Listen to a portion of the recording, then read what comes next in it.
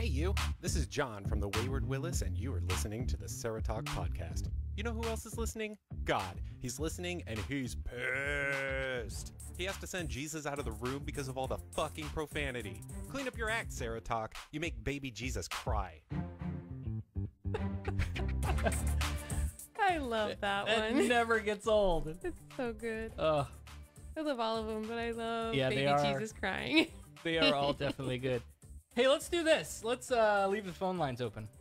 I'll leave the phone up if you want to give us a call, 224-40-SARAH, 224-407-2724. If you want to talk about, Mormons or anything really, just call me. No matter where you are. Okay, so let's... Not the song that was going through my head. Sorry. You're fired. Let's get into... I'm not even prepared for this tonight. Bernie's going to drink some rum tonight? If you shoved him into that glass, that would have been the funniest thing ever. I thought No, don't do it. I'm drinking out of that. He's just... Stop. Oh, my God. You're a mess. Okay. I am, but that's beside the point. Yes. So, let's get into some news. And Huey again, Lewis in the news? if you want to call, go right ahead, 224-40-SARAH. So, earlier this week on the Christian American state media channel Fox News, a Roman Catholic priest was invited on as a guest to talk about a child. No, not the touchy-feely Catholic sex scandal kind of child. Father Jonathan Morris had a word of hope about the baby. You remember this story, the baby who was killed in North Carolina and the tree fell in the house and the baby and the mother? Yeah. Welcome back. Well, where is God in a hurricane? It's a big question many people are asking this morning as Florence ravages the South, killing at least 11 and leaving thousands without power and their homes. That's a great question. Where's God? Please enlighten me. Where is it? Excellent question. Joining us now with a message of faith and hope at times like this, Fox News religion contributor, Father Jonathan Morris. Good morning. Good morning. I saw a story on NBC a night or two, I guess it was last night, about a group of folks in North Carolina that waited out the storm in a church, and they sort of came together. But there are other people who are watching this saying, gosh, it's so hard right now to watch this. Whether it's a hurricane or some other hurricane-like reality in our lives, we get to a point where we say, gosh, where is God? And I absolutely understand that. And I think it's because we spend a lot of our lives collecting security blankets, right? We get a nice home, we get money, we get a job, we get friends around us, security blankets to make sure that we're going to be okay. And that's not a bad thing either. That's pretty rational. It's what human beings do. But in the arc of our existence, right, we build up those security, we collect those security blankets. But as we get older, right, and especially in old age and sickness, or in a situation like this, a hurricane, all of those security blankets get tossed out. Literally by the wind. But leave like they fucking told you to. How about that? Okay. I got words about that, but go on. God, the security blanket is coming up. God, the security And blanket. I think it's a great. time in which we can either become better people and focus on our relationship with God and our purpose for existing, or else we can become bitter and we can just lose all hope. And I've seen it go both ways. How do you stay better as opposed to bitter? Because you're right, it could go either way. Yeah, well, if your life is really founded on those security blankets, right? If you build your house on sand, if you believe that fame, money, reputation, all of those things is the meaning of your existence, you can't help but get bitter. Yeah. You can't help but get desperate. Well, right after a mother and her baby were killed in the hurricane when a tree fell on their home, firefighters immediately turned to prayer. We have the photo here. This was their first instinct after they came to the scene and this horrific thing happened. Senseless. Yeah, it feels like it. It's a horrible thing. So, I guess I would just reemphasize the question, how do people keep their faith when it just feels like the whole world is crumbling around them? There's like probably, what, 20? Yeah. Looks like firefighters in that group. Images, that's a perfect example of what I was trying to explain and probably didn't do a very good job of it. Look at those firefighters, tough guys who are absolutely helpless in a situation that they're looking at right now. And okay, first of all, we have to talk about this toxic masculinity bullshit. Who's tough firefighters there and their moment of weakness? Look at them. Look at them feeling. They're saying, God, please give us meaning. And I believe there is meaning. I believe there's life after death. I believe there is salvation, redemption offered to us if we accept that. And of course, innocent life like this, a child, we can have great confidence that God, of course, will have mercy and that there is hope, there is life after death. So that's the hope. That's the message of hope. The baby died, but you know what? There's a heaven or something afterwards, and that should bring you some comfort and peace. I'm really struggling with this because I've watched a lot of news in my life, and I never remember any of my news stations having a religious correspondent. Right. Like that's his title. Religion That's his correspondent, title. Yeah. whatever. Seriously, how is this news? This Right. isn't news. Right. No, it's not news. It's Fox News. As Such a we've seen, powerful image. Okay. a lot of fair enough. nonprofit religious organizations have helped out in the aftermath of these hurricanes. Harvey was one of them. I'm sure that the folks in North Carolina will help as well. Yeah, and I think that's also gives people great hope. And so many people say in a situation like this, gosh, so many people came to my aid. That is also a tapping into God's purpose for situations like this. No, that is people stepping up and doing good things. Because God couldn't stop the hurricane from killing all the other people. Right. Oh my Right. That's humanity. The hurricane thing, guys. Ugh. The hurricane thing bothers. This is the problem of evil. It's we've talked about. I have a family situation that we don't discuss because we thank God for the outcome, but we don't blame Him or hold Him Right. accountable for the incident in the first place. Right. So we're gonna thank God that most people lived through the hurricane. Yeah. But, thank God that there's a heaven and those people will shut up. It's just a contradictory line of reasoning. You can't. I don't know. I can't wrap my head around it. Had enough of this guy? Yes. Is Okay. there more? Yeah, but we can stop. I do want to speak to your. They told you to leave. You should have left. Oh, God, okay. I hate it when people say that because. I know not everyone has the means and the Right. ability and the place to go. Right. And I understand. I get it. But I think it should be.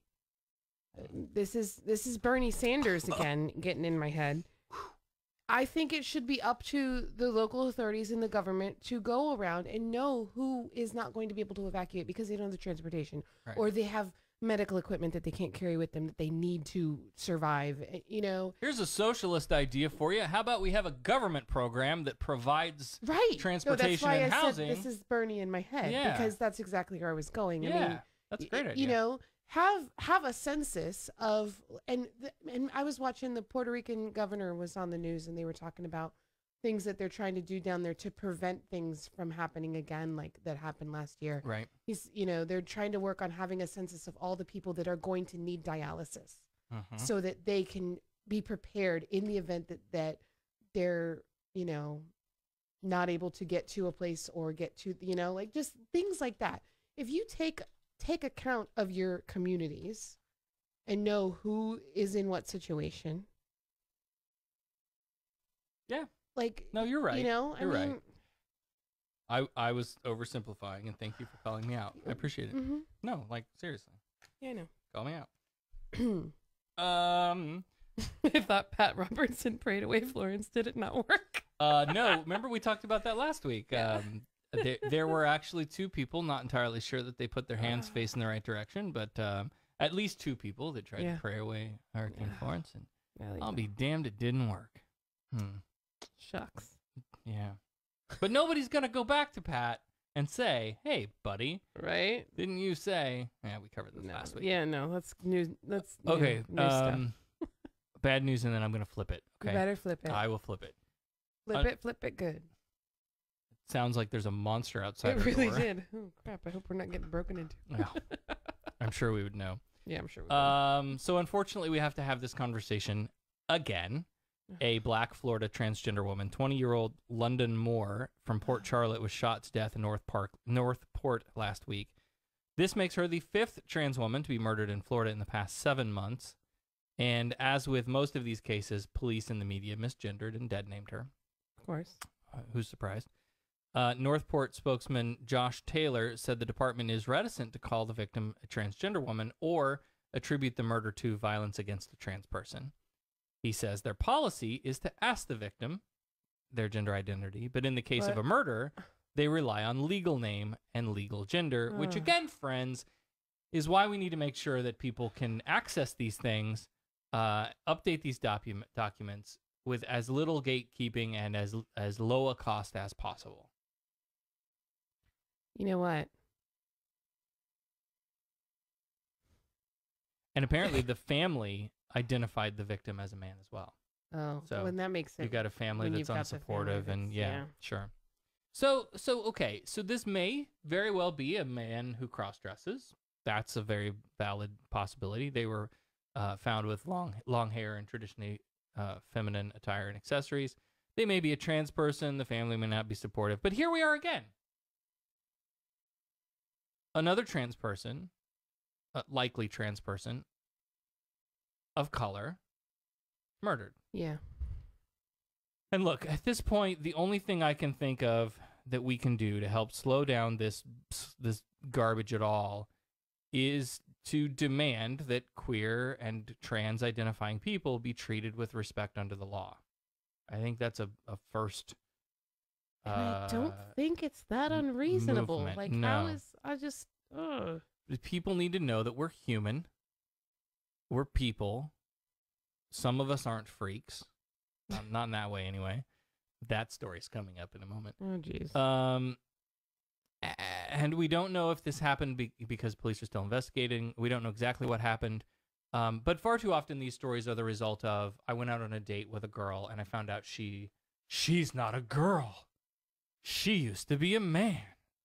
And then, so there's just so much of there's so many things to this. There's toxic masculinity and male fragility and transphobia and homophobia, and I'm just so fucking tired of seeing this shit in the news. Right. I'm over it.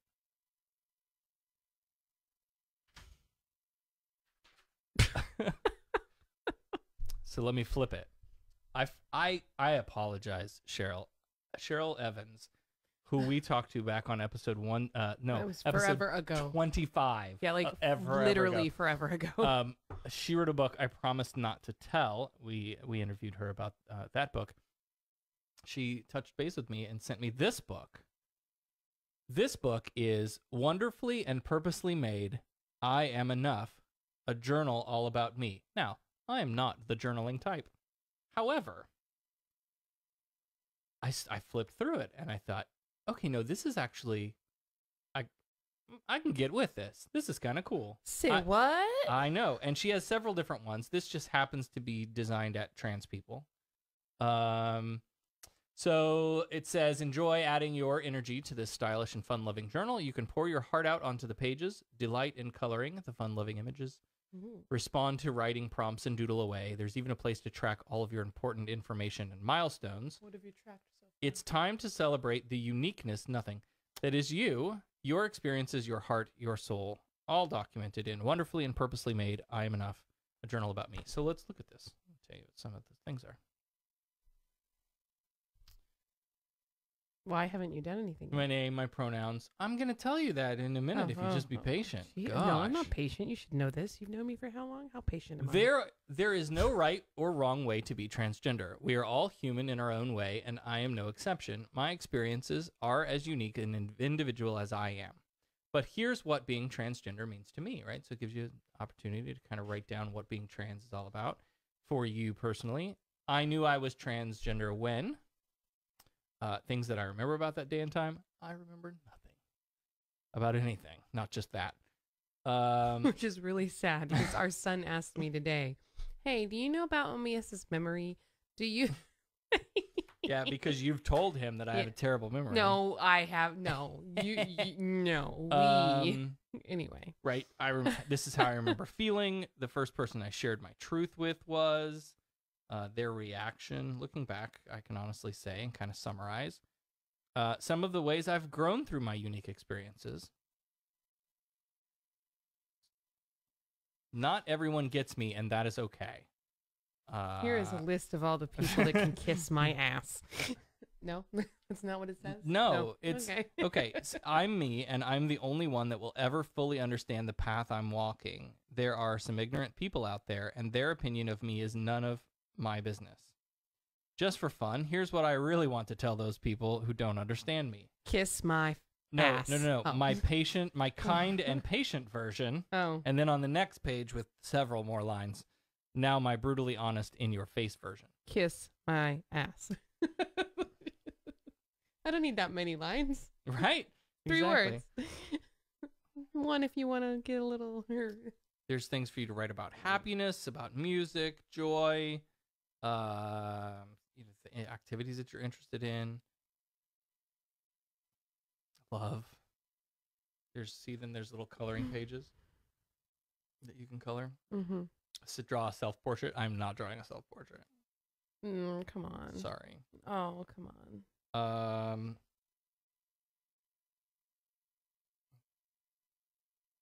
Ooh, this is good. Feel Okay, like hold on. Here's we need an extra copy of this. Chapter 5. Well, hold okay. on. Chapter 5, Dreams and Goals. What does a goal of gender equality look like to me? It's just stuff to get you thinking. Mm-hmm. Really does. So I didn't want to write in it because I want to give it away. Yeah, we have some trans listeners. A lot of trans listeners. And I thought this would be great if somebody's kind of into. If I won $100,000, what would I do with it? Pay off my life. A list of the ways I stay brave and ward off fear.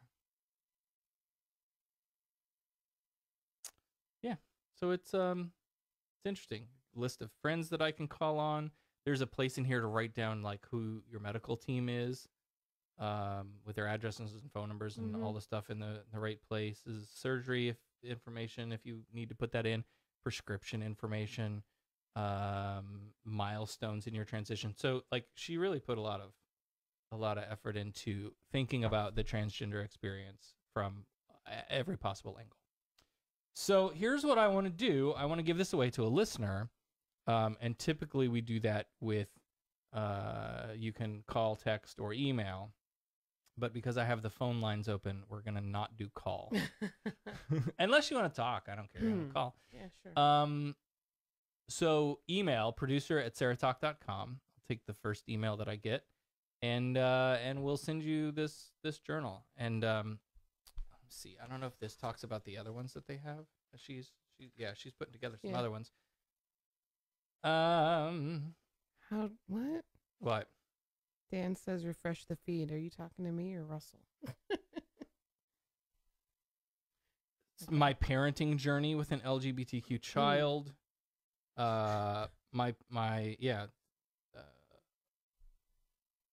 is what the parent. So the parenting journals are the other ones. So there's one for trans people, and then there's one for parents of trans kids. I know somebody who might appreciate one of those. But anyway, I have the one for the design for the trans person. Producer@SarahTalk.com. Send us an email, and I'll take the first one, and we'll send this to you in the mail. It's really cool. And thank you to Cheryl Evans for keeping in touch all the way after episode 25, and saying, hey, I've got some more stuff for you to share with your audience. 106 episodes ago. Yeah, it was Hey, look, I can math. Wow. I probably did it wrong, but. Well, you did learn math and Spanish. Yeah. There's that. Hey, do you remember Kimberly Daniels? As you've certainly see this is the problem. When you say Kimberly Daniels, you think of Kim I Davis. think of Kimberly Davis. Yeah. So Not Kim Davis. Kim Davis is the weird, crazy Kimberly lady. Daniels. Kimberly Daniels is also a weird, crazy lady, as you've She's certainly heard the me say a million times. Democratic State representative who runs a side hustle ministry and sponsored the In God We Trust in School bill in Florida in the immediate wake of the Parkland shooting. Daniels. Turns out the Florida Commission on Ethics has been on her tail since at least 2015. While Daniels was a member of the Jacksonville City Council, she filed inaccurate Form 6 disclosures in 2012, 2013, and 2014. The complaint alleges that her forms omitted some disclosures, including mortgages for her properties that belonged to her church, which added up to $1 million of undeclared assets. Her churches had multiple properties, including parsonages in multiple cities, timeshares, and over a dozen cars. Now, this could lead to a full evidentiary hearing before an administrative law judge if a settlement isn't reached, but they may settle. But that's according to the Ethics Commission. So I think that's interesting that, she's my poster child for don't vote blue no matter who, because there are, monsters in every party. Mm-hmm. And again, that should have been cleaned up during the primary, but it wasn't. Yeah, how does that? And she keeps winning in the primaries, or running unopposed. Remember Cody Wilson? Cody Wilson, the man who pioneered this downloadable 3D printable gun instruction nonsense. Mm-hmm. Yeah. Well, all of that may seem to have fizzled out, but he's back in the news again. Now he's been charged with sexual assault of an underage girl whom he allegedly came in contact with on a website, which need not be named here, where apparently you can find that sort of thing. According to the arrest warrant, Wilson met the girl at a coffee shop in Austin, Texas, in a vehicle registered to his homemade gun business, Defense Distributed, before taking her to a hotel where he allegedly sexually assaulted her and then paid her $500. Whoa. The warrant doesn't say the exact age of the girl, but it does say she's under 17. Wilson is 31. Court documents claim there is surveillance footage of Wilson meeting her at the coffee shop. Austin police told Wired that Cody Wilson is believed to be in Taiwan and missed his flight back to the U.S. Missed his flight back to the U.S. with scare quotes. Right. Yeah. Yeah. No. Okay.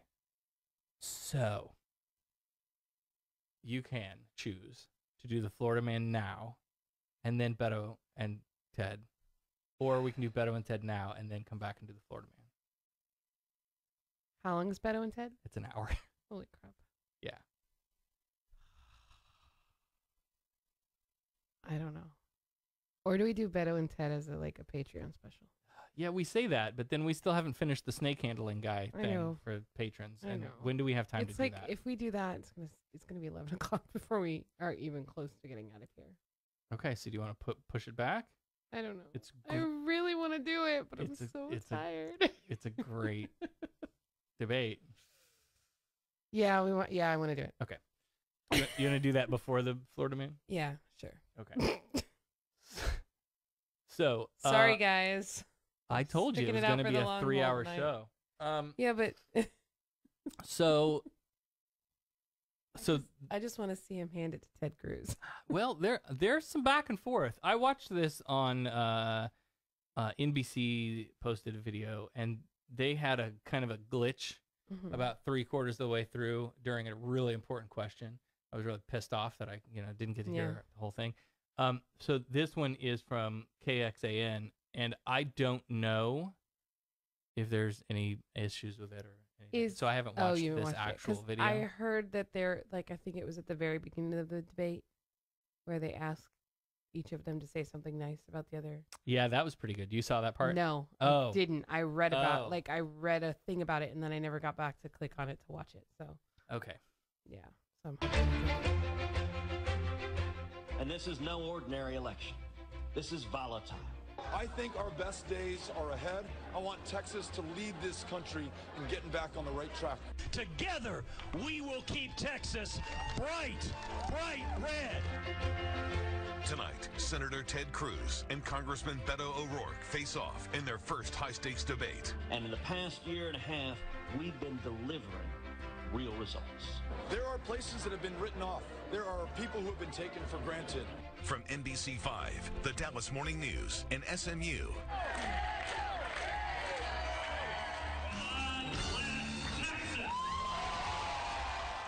Live from the SMU campus in Dallas. Welcome to the first Texas Senate debate. I'm Julie Fine from NBC5, along with Gromer Jeffers from the Dallas Morning News. Something about her just doesn't sit right with me. Like she's trying too hard. She screams Amy Poehler. Oh yeah, a little bit. I can see that. Yeah. They have a very hard time controlling the audience too during this whole thing. Yeah. Well, they're only two. Here are the rules for tonight's 60-minute debate. Once a question is asked, the candidate will have 90 seconds to answer. They didn't follow this this at all. His opponent will have 60 seconds for a response, and then the candidate will have another 30 seconds for rebuttal. We've asked the audience not to applaud or react during the debate. That is, except for now, as we welcome the candidates. Republican. Hold on. You just told them they could applaud. Right? Oh, wait. No. I didn't mean that long. Republican incumbent Ted Cruz. Representative Beto O'Rourke. Thank you very much. Thanks for having us out. They're chanting. And with that, gentlemen, let's begin. Congressman O'Rourke, you drew the first question, so we're going to start with you because you drew the first question. You said last week... See what I mean? Okay, we've got to not interrupt this nearly as much as we interrupted Obama. Okay. Come on. Representative, that you want citizenship for dreamers today, and yet others who have applied to come to America continue to wait. Senator Cruz has said he doesn't support a path to citizenship for dreamers, which means they could be sent back to a country they've never known. Who's right, Representative? First of all, let me say thank you to NBC5, to the Dallas Morning News, to SMU and the people of Dallas for having us here at this debate tonight. Let me thank Senator Ted Cruz for participating in this. I'm looking forward to the discussion. My wife, Amy, and I were in Booker, Texas. We've traveled to each one of the 254 counties, one of the reddest communities in the state, and we were surprised as we were going door to door to hear that the #1 concern from people in that community was the fate of dreamers. There are nearly 200,000 in the state of Texas, and the salutatorian from Booker High School had just been deported back to his country of origin. And everyone there was concerned about his welfare, but they're also concerned about the fact that he'd just been sent back to a country whose language he didn't speak, where he no longer had family connections, where if he was successful against those long odds, he'd be successful there for that place and not here for Texas. There is no better people than those of us here in this state, Republicans and Democrats, independents alike. The defining border experience, the defining immigrant experience in state, to rewrite our immigration laws in our own image, and to ensure that we begin by freeing dreamers from the fear of deportation by making them U.S. citizens so they can contribute to their full potential, to the success not just of themselves and their families, but to this country. The economists who've studied it have said that we will lose hundreds of billions of dollars to the negative if we deport them. We will gain hundreds of billions to the positive if we keep them here. Senator Cruz has promised to deport each and every single dreamer. That cannot be the way that Texas leads on this important issue. Senator, I like this guy, and I tried so hard to watch this without a bias. I really did, but he sounds very Obama-like. I was thinking that as I was his listening cadence, to him, his the manner of speaking, the tone of his voice. If you delete all of Obama's pauses, you'd have better. Yeah. Senator Cruz. Well, good evening and welcome. You know, this issue presents a stark divide between Congressman O'Rourke and me. My views on immigration are simple, and I've summed them up many times in just 4 words. Legal, good, illegal, bad.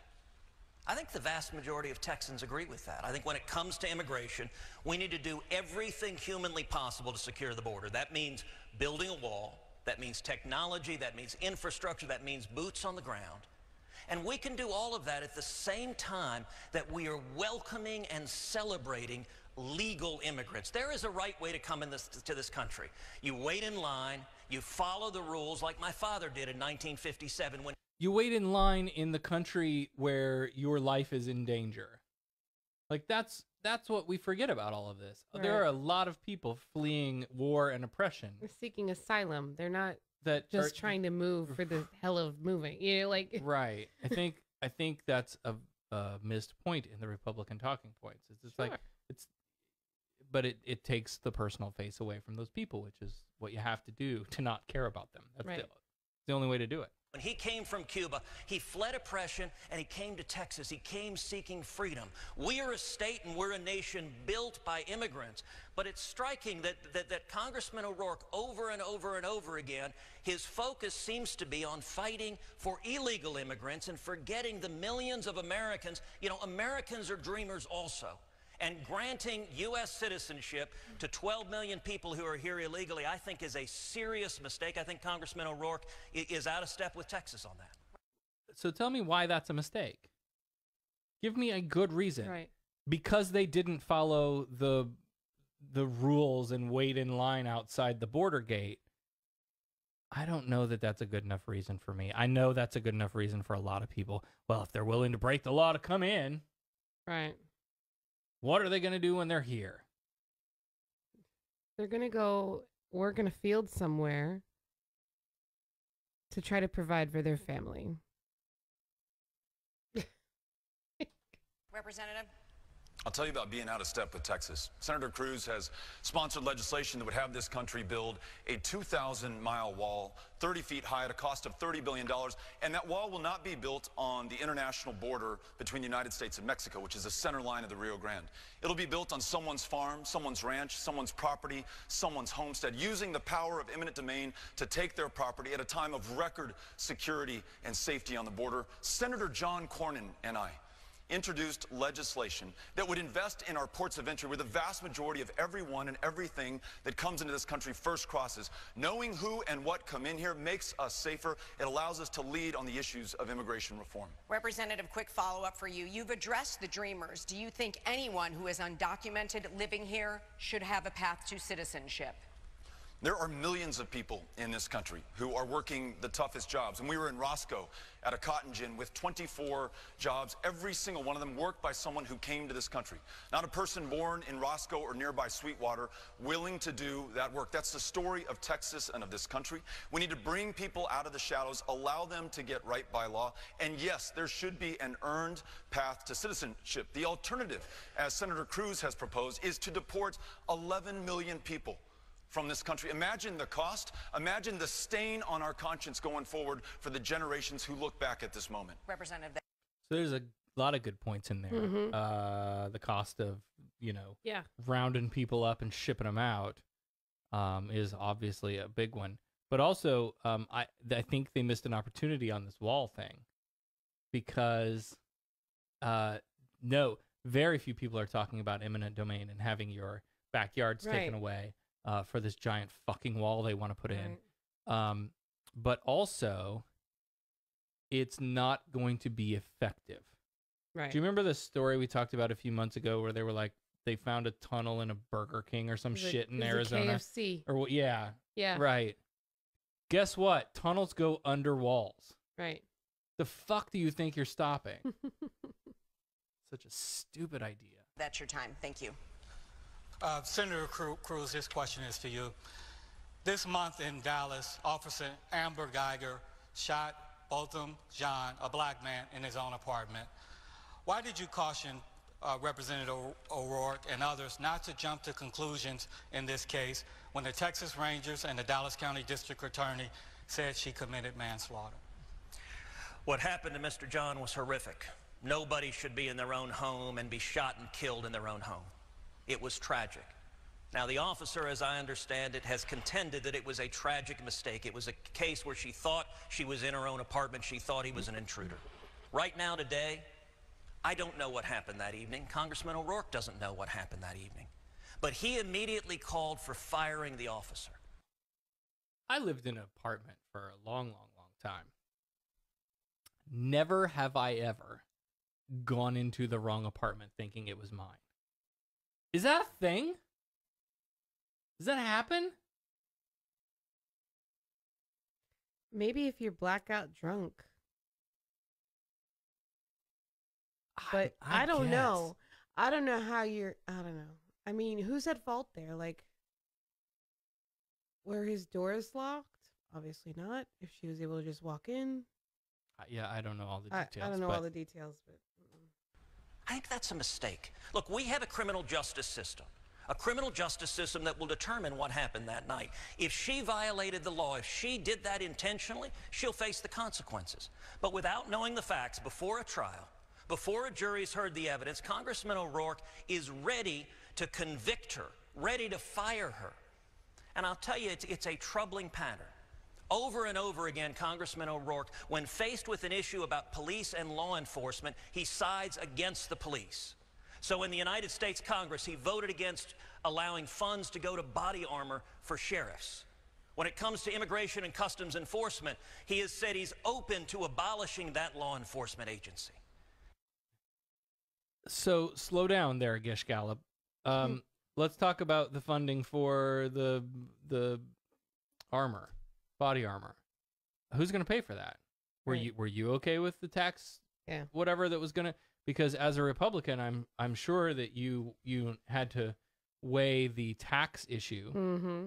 But when it comes to police and military spending, we have no problem throwing money on the Republican side. They have no problem pouring money into that system. No, why would they? Because they can just revert money from FEMA to... Right. Yeah. And just this week, Congressman O'Rourke described law enforcement, described police officers as modern-day Jim Crow. Let me say something.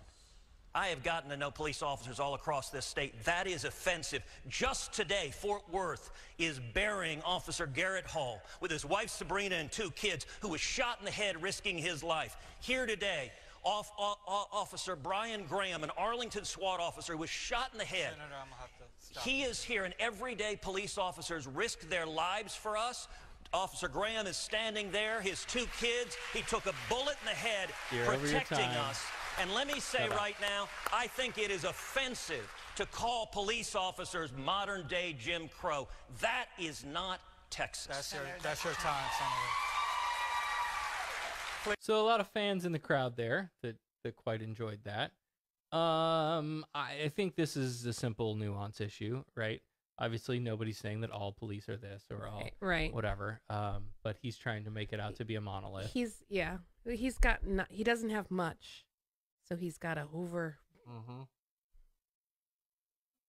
Right. Black. Razzle dazzle. Young unarmed black men are being killed at alarming rates. But look, this is one police officer here. Okay, maybe 2 police officers. Look, they got killed in line of duty and they were, Right. Okay. Please, audience, please. No applause. What Senator Cruz said is simply untrue. I did not call police officers modern-day Jim Crow. And I, as well as Senator Cruz and everyone here, mourn the passing of Officer Hall in Fort Worth. My Uncle Raymond was a sheriff's deputy in El Paso. In fact, he was the captain of the El Paso County Jail. He's the one who taught me to shoot and the responsibility and accountability that comes with owning a gun. But he also taught me what it means to serve everyone, to be sworn to protect and serve everyone in a community, not just some people. With the tragic shooting death of Botham Jean, you have another unarmed black man killed in this country by law enforcement. Now, no member of law enforcement wants that to happen. No member of this community wants that to happen, but we've got to do something better than what we've been doing so far. If African Americans represent 13% of the population in this country, that they represent 1/3 of those who are shot by law enforcement, we have something wrong. If we have the largest prison population on the face of the planet and it is disproportionately comprised of people of color, we have something wrong in this country. Republicans and Democrats should be able to work together with law enforcement and members of the community for real, lasting, meaningful criminal justice reform. Congressman, that's your time. A quick follow-up to you, Senator Cruz. Do you agree that police violence against unarmed African Americans is a problem? And if so, how would you fix it? To be noted, the gentleman asking the question is a people of color. Yes. I believe everyone's rights should be protected, regardless of your race, regardless of your ethnicity. But I'll tell you something. I've been to too many police funerals. I was here in Dallas when 5 police officers were gunned down because of irresponsible and hateful rhetoric. I was at the funeral in Houston at Second Baptist Church where Deputy Goforth had been shot in the back of the head at a service station because of irresponsible and hateful rhetoric. Just now, Congressman O'Rourke repeated things he knows aren't true. He stated, for example, white police officers are shooting unarmed African-American children. The Washington Post fact-checked that claim and conclude Congressman O'Rourke was wrong. But I'll tell you something, that rhetoric does damage. That rhetoric divides us on race. It inflames hatred. We should be bringing people together instead of suggesting the police are risking their lives to protect all of us, to protect African Americans, to protect Hispanics. Wasn't even an answer to the question. No, and if you want to talk about bringing people together, look in the fucking mirror. Look at your party. Look at your president. Right. Who are doing more to divide us as Americans than any conversation that you're having right now about police and unarmed black men. People against the police, Senator, I please, think is profoundly irresponsible. This is why people don't like Washington, D.C. You just said something that I did not say. What did you not say? Attributed it to me. Yes! Go, yeah, go get it. I'm not going to repeat the slander and the mischaracterization. I'm not going to repeat the slander. You're not going to say what you did say? No, this is your trick in the trade. to confuse and to incite based on fear and not to speak the truth. This is a very serious issue and it warrants the truth and the facts. All right, so Representative O'Rourke, this question. I wish they had let him go a little longer. Get it out. Yeah. Get it all out there. Question is for you. It's about the national anthem protest. Now, before we do this, If that you didn't video, see that video. Holy shit. If you haven't seen that video, I guess I'll have to link it in the show notes now. More work for me. Polls show that most Americans don't think that NFL players should be kneeling during the national anthem, even if they believe that they have the right to do so. But you have said there's nothing more American than protesting for your rights. What do you say to people who claim that you're out of step with most Texans on this issue? I mentioned just a minute ago, members of law enforcement are not sworn to serve and to protect only some people. They're sworn to protect and serve everyone in a given community. Those service members who put their lives on the line, who are serving tonight in Afghanistan, in Iraq, in Syria, they swear not to a man or to a group of people in this country, but they swore to support and to defend the Constitution of the United States of America, the Constitution for all of us. The civil rights marchers who took their lives into their hands crossing the Edmund Pettus Bridge in Selma, Alabama, some beaten to within an inch of their lives, those who lost their lives in the Deep South to the racism of America at the time. Those freedom riders who had the audacity to take Greyhound buses in the Deep South, using the bathrooms or the water fountains of their choice, knowing full well that it would end up in the Mississippi State Penitentiary, Parchman, as it did for John Lewis. They marched not just for themselves, but for everyone. And when now we have injustice in this country, two sets of criminal justice systems depending on your race, your ethnicity, and your color. That prison population that I talked about that is disproportionately comprised of people of color. Too many unarmed African-American men losing their lives in this country. To peacefully protest that injustice, non-violently, and to call attention to that, to prick the conscience of this country so that those in positions of public trust and power will finally do something. Standing up not just for your rights, but everyone's rights in this country. There's nothing more American than that. That's your time, Congress. Can I just Lord put have him mercy. as my free pass, hall pass, Right? whatever? Yes. Damn. Holy shit. Again, we have not heard someone speak with such conviction. Right? Since President Obama. I mean, I really think he was. And again, Beto puts the pause after the second word in the sentence instead of at the end of the sentence. So that's fun. I love that he finishes the sentence and starts the next, then he pauses, and then he finishes.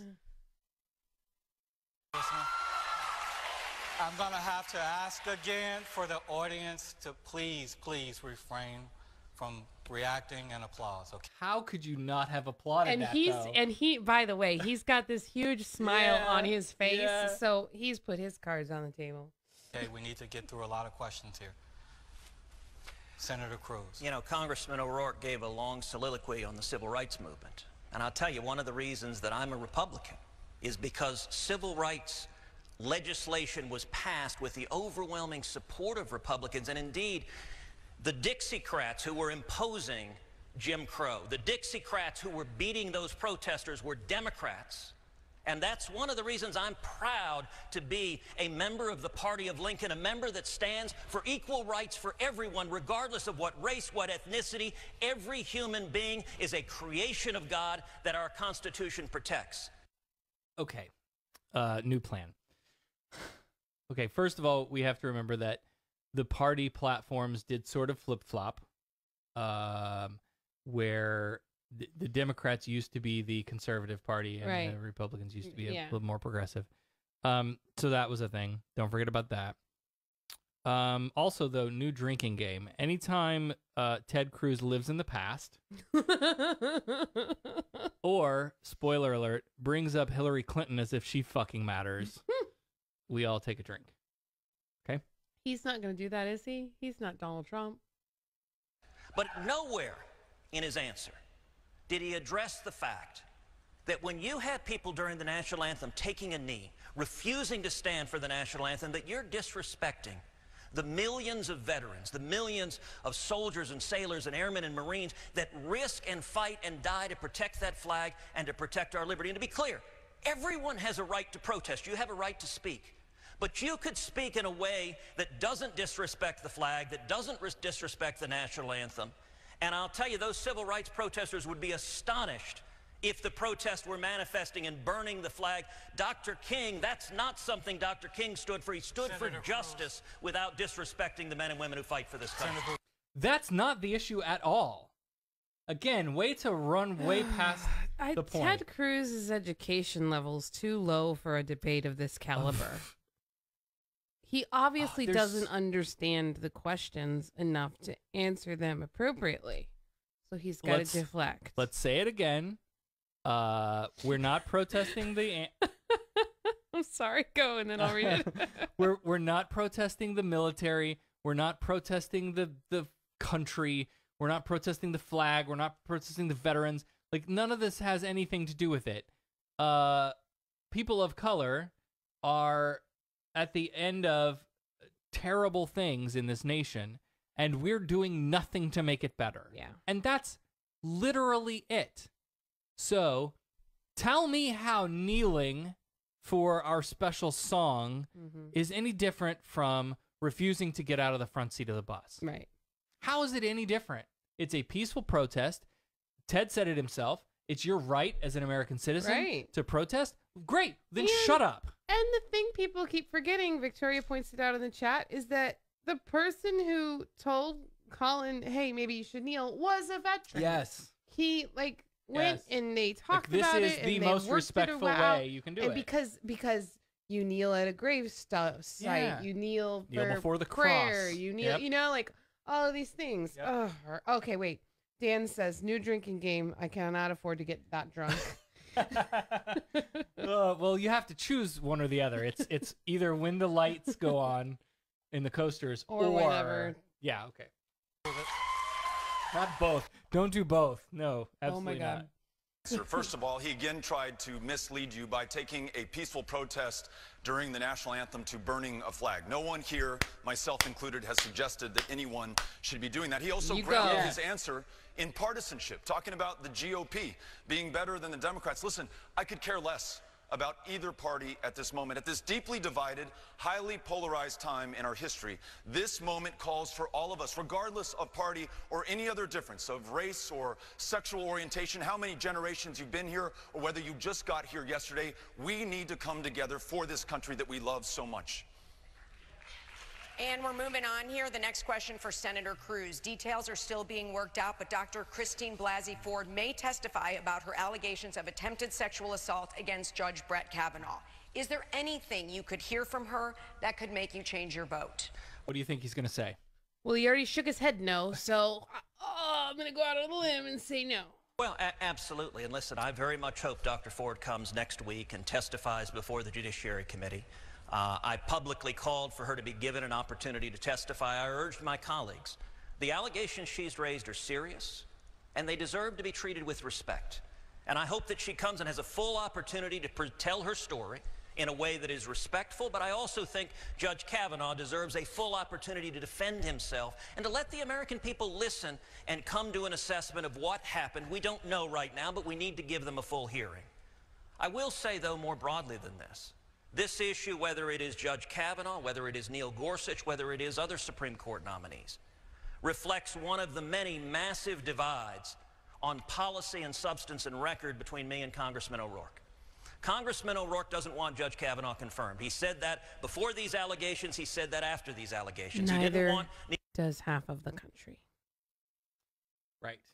Andrew Seidel posted something earlier from Andrew Seidel from the FFRF about, like, look, if Kavanaugh was an upstanding candidate for this office, he would say, look, let's not rush through this. Like, I don't want to have an asterisk next to my name in the history books. Like, no, take your time. If I have nothing to hide, that's what he should do. He should come out and say, let this play out. It's okay, guys. You don't need to rush this through. Right. You drink ready. Neil Gorsuch confirmed. Congressman O'Rourke agrees with Hillary Clinton. He wants liberal judicial activists on the court who will impose their particular policy view. I have devoted virtually my entire life to defending the Constitution and Bill of Rights. I think one of the major issues the American people had before us in 2016 was, what vision of the court do you want? And I believe Texans want constitutionalists on the Supreme Court who will defend the First Amendment, who will defend free speech, who will defend religious liberty. What he means is originalists. He wants this thing, it all comes down to interpretation. He wants to interpret the Bill of Rights and the Constitution in a Republican way. Sure. Right. Marriage is a man and a woman, and abortion is not a legal thing. And that's why they wouldn't let Obama put a judge on the court, and they held off and they held off and they held off because they had the power, and now they're going to just rush this through. Yeah. It's so stupid. I'm going to back it up a click. Journalist on the Supreme Court who will defend the First Amendment, who will defend free speech, who will defend religious liberty. Religious liberty, one of the fundamental liberties that's been under assault. Oh, fuck, no. Wrong. No. Wrong. Again, of all the privileged people in this country, it's the religious. Why are they so backwards?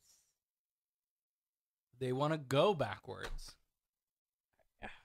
Stupid. Victoria says, OMG, Hillary lost. The Russians won. Can we please move on? Amen. Yeah. But no. No. Because, again, when they don't have substance to talk about, they turn back to the talking points. They have to live in the past. Right. Yeah. Who will defend the Second Amendment. And I would note, the justices that Congressman O'Rourke would insist upon, like Hillary Clinton, are justices that would undermine and effectively write the Second Amendment out of the Constitution. Those are radical views, and they're not views consistent with the overwhelming majority of Texans. Oh, now we're going to get rid of the Second Amendment? That's what he says. Wow. That's what he thinks we want to do. I have never heard any Democrat said that. Nope.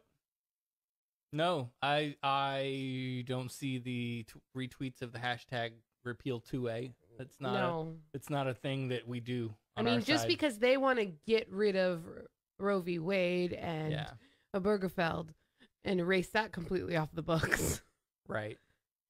Maybe that's what it is. It's a right. But again, you got to remember the audience, right? The audience that he's speaking to.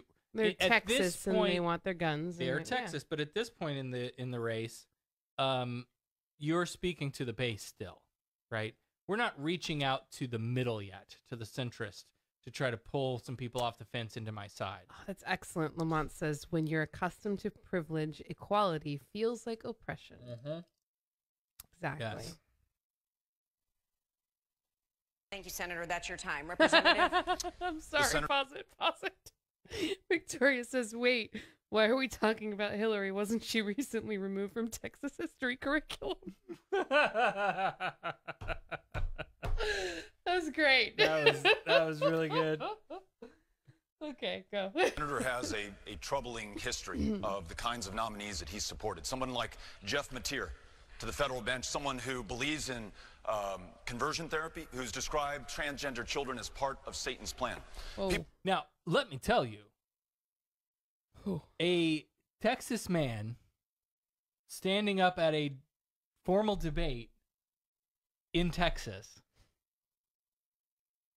saying the words, "Let me tell you about transgender people." I mean, you might think, holy shit, he hung himself, like literally in Texas. Mm-hmm. He just hung himself. But that is a bold move, and there is a liberal presence in Texas, and this guy's got a chance. He really does. He's just he's poised and he's respectful, even though this. I could see this guy going farther. Yeah. Yeah. Oh, okay. Keep going. People like Andrew Oldham, who could not say whether the landmark school integration 1954 Brown versus the Board of Education was correctly decided. People like Brent Talley, who has never tried a case before.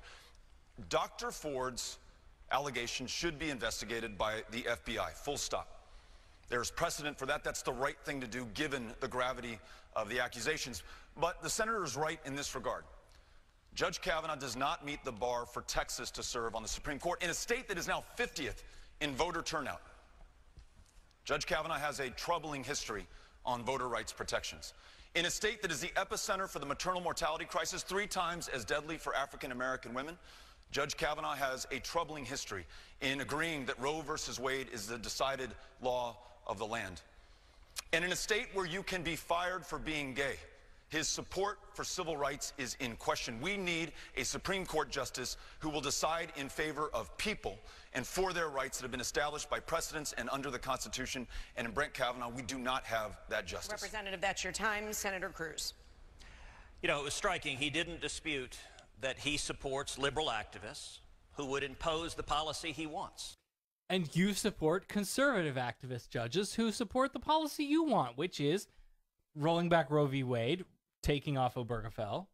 Welcome to the Democratic versus the Republican debate. That's seriously, did he not get the memo that he was going to be talking to somebody? He like again. Didn't.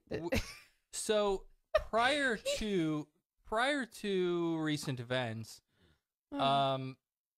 Supreme Court nominations have been, I don't want to say unanimous, but pretty heavily decided. They have the hearing and they come in and it's a good candidate. Mm-hmm. May not agree with our policy preferences, whatever. But there's no stinging, glowing red light that makes you go, right. Wait a minute, right? And now we have that. And like everything I've seen says it's like record low support. Yeah. Like very unpopular. Nominated by a very unpopular president, like, you know, and then you throw this whole sexual assault accusation into it, which we haven't seen. Right.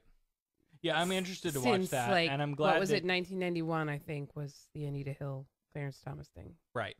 So they haven't dealt with this kind of thing in all those years, so it's just interesting to see and watch. And it looks like they're just ready to make the same mistakes all over again. Yep. It's not a judge's job to impose policy, and he also didn't dispute that he wants justices that would undermine the Second Amendment. Let me talk for a moment about the case Heller versus District of Columbia. It's a landmark case that upheld the individual right to keep and bear arms under the Second Amendment. Now, I'm not a big fan of Heller, D.C., but because, so again, the 2 interpretations of the Second Amendment are, one, the idea was, if you read the whole thing, in order to form a militia, right? So the idea is that, like, look, if we need you to band together as a state militia to rise up against the government, you need to have weapons. Right. And that makes sense.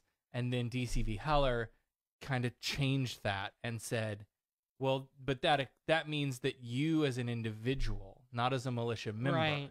You as an individual can keep and bear arms. I represented Texas and 30 other states winning a landmark 5-4 victory, upholding your right to keep and bear arms. Congressman O'Rourke, like Hillary Clinton, wants justices who would overturn that. And let me tell you the position of the dissenters. The dissenters in Heller said that no individual, no American whatsoever has any right to keep and bear arms whatsoever. That's a radical position. It's an extreme position, and that's what Congressman O'Rourke wants to see the Supreme Court doing, writing the Second Amendment out of the Bill of Rights. That's not true. And I love that that's not true. Yeah. No further comment. That's not true. Yeah. Well, he has to because Ted will just lie about anything. Lion Ted. Wasn't that Trump's nickname for him? I think so. Lion Ted. Hey, listen, I have to pee. So what we're going to do is we're going to take another quick break. Okay. And when we'll be back, we'll finish up the Beto O'Rourke versus Ted Cruz debate. I'm not sure if that's the end of the Hillary stuff or not, but I don't know. But you may want to top off your drink just in case. We'll be back. You're listening to Sarah Talk.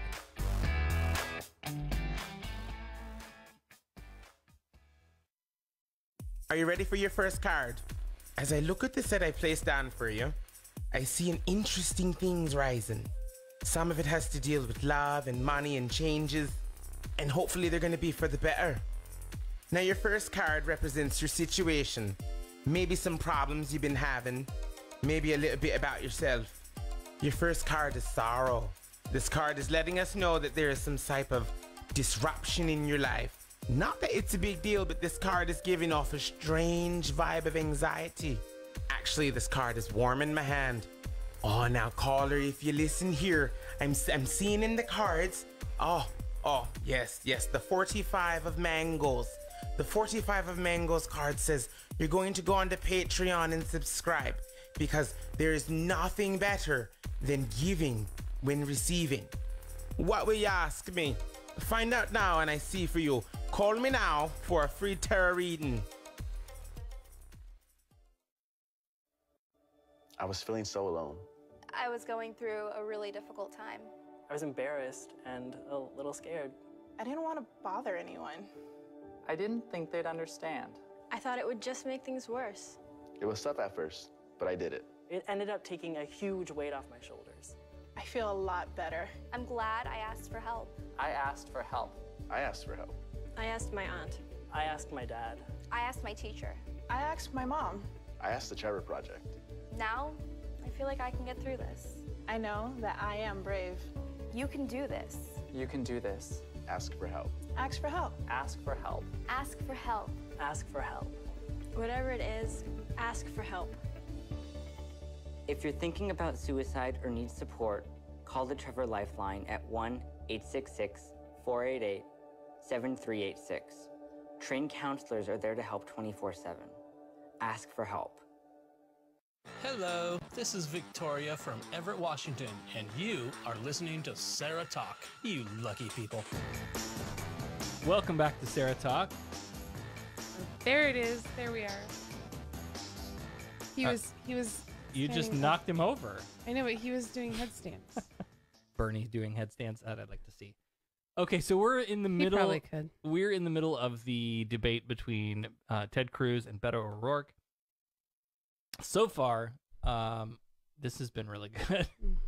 And see, this is why I don't like the formal debate like, I understand you have to have control over the conversation by a moderator. But when it's okay, you speak for 90, I rebut for 60, you finish for 30, no, I think you let's should get just equal talk. time and have a conversation. Right. Okay, we have 10 minutes or 5 minutes or whatever to discuss this topic civilly. Yeah. You know? Right. Like when I watch debates with, Matt Dillahunty versus some Christian. I can see Teddy Boy filibustering the whole thing. Yeah, I don't know. I mean, you'd see the kind of the tone change later, but I think that would be much more interesting. Yeah. Anyway, all right, let's finish this up. We're moving on here. Of course I support the Second Amendment. In what way, in what respect, and name one judge you've ever supported who would actually you may not understand how the House and the Senate work, but it's your job in the Senate to decide if you're going to support or not support a given nominee. Did you endorse Hillary Clinton? Not in the House. Take a drink. Oh my God, this is hilarious. You may Hillary not Clinton. understand. That has nothing to do Well, with it does, my because support of the Hillary Second Amendment. promised Absolutely. every Take another drink. justice she would appoint would Absolutely vote not. to overturn I Hillary. fully support the Past Second your Amendment. time, gentlemen. Let's move on here. This question goes to Representative O'Rourke. Representative, you believe in universal background checks and an assault weapons ban in a very gun-friendly state. A poll from Quinnipiac University shows that about half of Texans do support stronger gun laws, while 45% do oppose them. Is Texas ready for a senator who wants to roll back gun rights? I think Texas is ready for a senator who will defend the Second Amendment, but also ensure that we can protect the lives within our lives. Both Senator Cruz and I were able to visit with students who survived the shooting at Santa Fe High School, to meet with some of those parents there. And students like Bree, who argued that we should have universal background checks because it makes our communities and our states demonstrably safer. We know that from those states that have adopted them, that have seen a near 50% reduction in serious gun violence, fewer gun crimes committed against law enforcement, fewer boyfriends killed by their girlfriends, girlfriends killed by their boyfriends, and it is supported by most people in Texas, gun owners, non-gun owners alike, Republicans and Democrats. And listening to those who've served this country, put their life on the line, like the Vietnam veteran that I met in Wichita Falls, who said shortly after the Parkland shooting massacre there in that school that that young man was better armed in that school against defenseless children than he was in the jungles of Vietnam. Whoa. Pause, Beto. That's a moment for an Obama pause. Yeah, it really is. Let that sit and sink in. Yeah. This school shooter is better armed than I was in the jungles in Vietnam. Holy shit. When I listen to the emergency room doctors who tell me that a handgun wound, if it is treated in time, if it doesn't hit a major artery or your heart, will be able to save your life.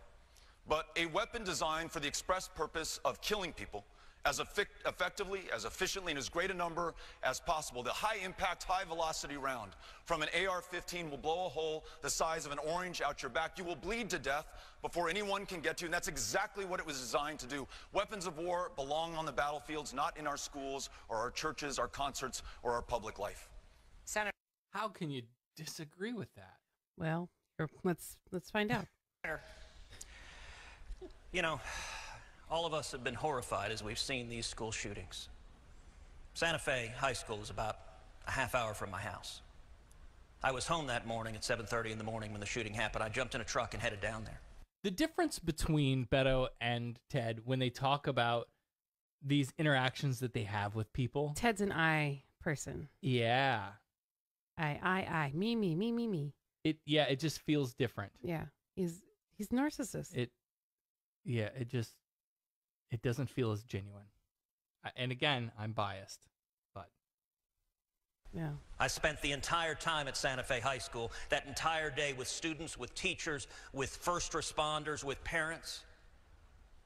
It is horrific. And let me say, as the father of two daughters, there is something deeply wrong that we have these shootings. There are a lot of things behind it that have nothing to do with government. They have things to do with things like removing God from the public square. That has nothing to do with it. Ugh. Why were you at home instead of in D.C.? Well, that's the thing. I mean, you got to go put in some FaceTime. Yeah, I know. I was just... And if you don't show up, then it's bad for you. No, God has nothing to do with it. He's trying to say we took God out of the schools, we took God out of took the Ten Commandments statue down, and so now look what's happened. Like losing the moral foundation of much of our society, like losing the binds of community and family. But I'll tell you, that afternoon, government... You know, let me interrupt again. Go ahead. I don't entirely... Your show? Look, I don't entirely disagree with what he has said about the moral foundations of society and whatever he said about, family and parenting or whatever. But I don't think that has anything to do with the conversation here. I don't think that's God. I don't think it's guns. I think it's capitalism. I think we've created a system where everyone has to work 2 jobs, where a single income family can barely make ends meet. And so, no, and I'm speaking from experience, there's not enough time for family as there should be. Right. There's not. And so who's teaching your kids and what lessons are they learning? Yes, absolutely, that is all a problem. But the church does not solve that, and capitalism makes it worse. Governor Abbott and I were in a hospital visiting with a young man who was shot. There were probably a dozen other students in that room. And we said, what's the answer to this? And we just kept our mouths shut and listened. Every one of those dozen Santa Fe students who had just been in that shooting, they said, almost word for word, they said, gun control's not the answer. They said, you know what, if you take our guns, you're not going to make us any safer. You're just going to mean that the killers and murderers have guns. We asked, well, what do you do then?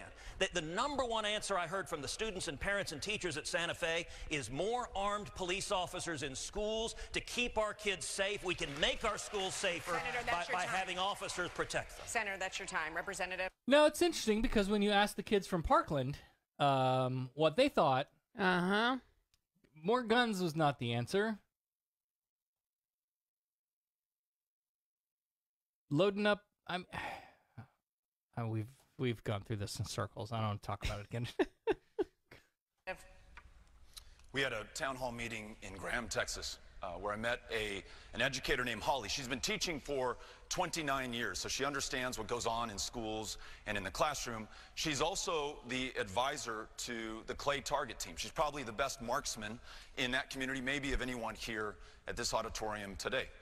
And she said from her experience in the classroom, from her experience as a marksman, bringing a firearm into that classroom is not going to make those children safer. Listening to Rhonda Hart, who lost her daughter Kimberly in the Santa Fe shooting, she tells me bringing weapons into those classrooms would not have saved her daughter's life. It will not make us safer. Thoughts and prayers, Senator Cruz, are just not going to cut it anymore. The people of Texas, the children of Texas deserve action. But listen to that audience. Yeah. They rolled. Yeah. Thoughts and prayers are not going to cut it. Mm-hmm. Well, hold on a second, and let me be very clear. More armed police officers in our schools is not thoughts and prayers. I'm sorry that you don't like thoughts and prayers. I will pray for anyone in harm's way, but I'll also do something about it. And my very first year in the Senate, I led the way introducing legislation that would have provided $300 million in additional funding for school safety, to harden our schools, to put metal detectors, to have more police officers. And unfortunately, your party in the Senate, the Democratic Party, filibustered that legislation because their only focus politically was trying to undermine the Second Amendment rights of law-abiding citizens. All right. There's just so much in that. But this is what you need to do. Sit them down, let them do this. That's a good debate. Now, I don't know about the legislation that he filed, or I don't know. That he filed or voted for. And Dan says, put down your phone. I'm sorry, I'm reading the comments. Can I not read the comments? I'm emailing you back, Dan. So I got distracted. Anyway, I don't know what the legislation was. I don't know how maybe truthful he was in his. Maybe there was a good reason not to vote for it. Maybe there was like 2 different things hidden in there that were maybe little. I don't want hardened schools, right? And to say it like that, like, how dare you? No, I don't want a military installation at my school. Are you kidding me? If I wanted my kid to go to boot camp, I'd send him to boot camp. All right, Senator, let's move on. This question is for you, Senator Cruz. The last time you stood for election was in 2016. You were the runner-up in the Republican primary for president. You ran against then New York businessman Donald Trump. Donald Trump, as you remember, dubbed you Lion Ted. He took swipes at your wife and father. You, in turn, called him a pathological liar. And quite frankly, there are so many insults between the two of you, it would take the rest of this show to go through them all. But now that he's... People laughing. So good. That was great. President, you You guys have become friendly to the point where you praised him in Time magazine. How do you respond to critics who say that as it relates to President Trump, you've lost your dignity? Now, this is going to be a response to someone like me. Because, I mean, they had it out. Yeah. God, who was it? Did you see? Shit, I'm not going to be able to remember who took out this ad or this billboard campaign. But there's a billboard campaign in Texas that someone paid for billboards of tweets from the presidential election when Trump was attacking Cruz.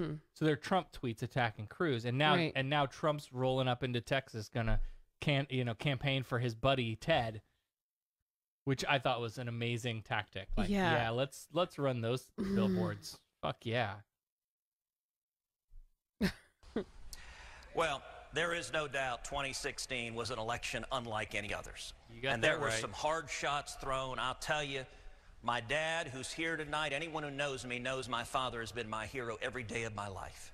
And Heidi and my daughters who are here as well, anyone who knows me knows Heidi is my best friend in the world. I think she is the most beautiful woman on the face of the planet. I am blessed from God to be married to Heidi Cruz. Ain't got nothing to do with God. He's just trying to get laid tonight. Now, after the election in but look at that face. Ugh. 2016, I faced a choice. Donald Trump had been elected president, and we had an opportunity to do something extraordinary. I made a conscious choice to do the job I've been elected to do, which is to represent 28 million Texans. I've got a responsibility, which is to fight for every person here and every person in this state. And so I have worked hand in hand with the president on substance, and we have delivered remarkable victories, the biggest tax cut of a generation. We've seen 4 million new jobs created since Trump was elected, and we cut taxes and cut regulations. We're seeing record low unemployment. Texans' lives are better. So yes, I could have chosen to make it about myself, to be selfish and say, you know what, my feelings are hurt, so I'm going to take my marbles and go home. But I think that would have been not doing the job I was elected to. And every single day in the Senate, it has been my job to fight for jobs, jobs, jobs, and to fight for 28 million Texans. I've done that. And if the people of Texas reelect me, I will continue to fight each and every day for jobs and economic opportunity for Texas. So the economy is the only important thing, is what I just heard. Yeah. Jobs, jobs, jobs, jobs, jobs. Right. Look, we gave all these tax cuts to all these big corporations, and they made jobs. How much did those people working those jobs get paid? Right. How many jobs? How much of that do the money people, that they saved on taxes did they hand down to their to their employees? Very little. Very little. Like Disney, hold that. Disney did a $1,000 whatever bonus or whatever to their people, and Disney just ratified voted for the contract to increase to $15 an hour over the course of several years. And they did like retroact a lot of people that, if you were whatever. So, but I think it's, when you get into those talking points, sometimes we lose the nuance when we get on our sides. Right. And look at all these jobs I created. Right. But how much are those people making in those jobs? Right. And, do they have to work 2 or 3 jobs to make ends meet? And that's not good if that's the case. Right. So the number of jobs and the unemployment rate is not important if people still can't afford to live and eat. Without killing themselves at their 17 jobs. Right. All right. So Russell says in chat, he wants to know if Ted Cruz's wife is good looking. And I'm pretty sure, because he went on this rant about how she's the most beautiful woman in the world or whatever. I'm pretty sure that was one of the things Donald Trump attacked his wife for not being pretty or being. Oh, yeah. Yeah. Yeah. So I don't know. Are you looking it up? Yeah. There you go. I mean, she's way better than he looks. She's out of his league. Yep. Time. Representative O'Rourke. Farmers and ranchers that I meet all across this state as I visit each one of the 254 counties of Texas wonder where their junior senator is as this president enters trade wars and imposes tariffs that are going to hurt no state more than Texas. Average citizens from both parties and independents alike wonder where our junior senator is when you have a president who may or may not have tried to collude with Russia in 2016, but to quote the conservative columnist George Will on that stage in Helsinki as he defended Vladimir Putin instead of the United States of America, that was collusion in action. Listen, if the president attacks you personally, your wife, your father, how you respond is your business. But when the president attacks our institutions, this country, allows a foreign power to invade our democracy, that is our business. We need a U.S. senator who will stand up to this president where we must, work with him where we can, but ensure that 242 years into this audacious experiment, that we are still a nation of laws and not one of men.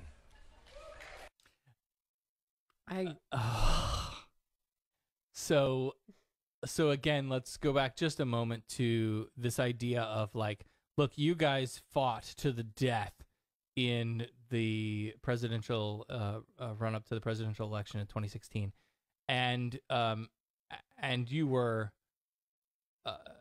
shitheads to each other. Yeah.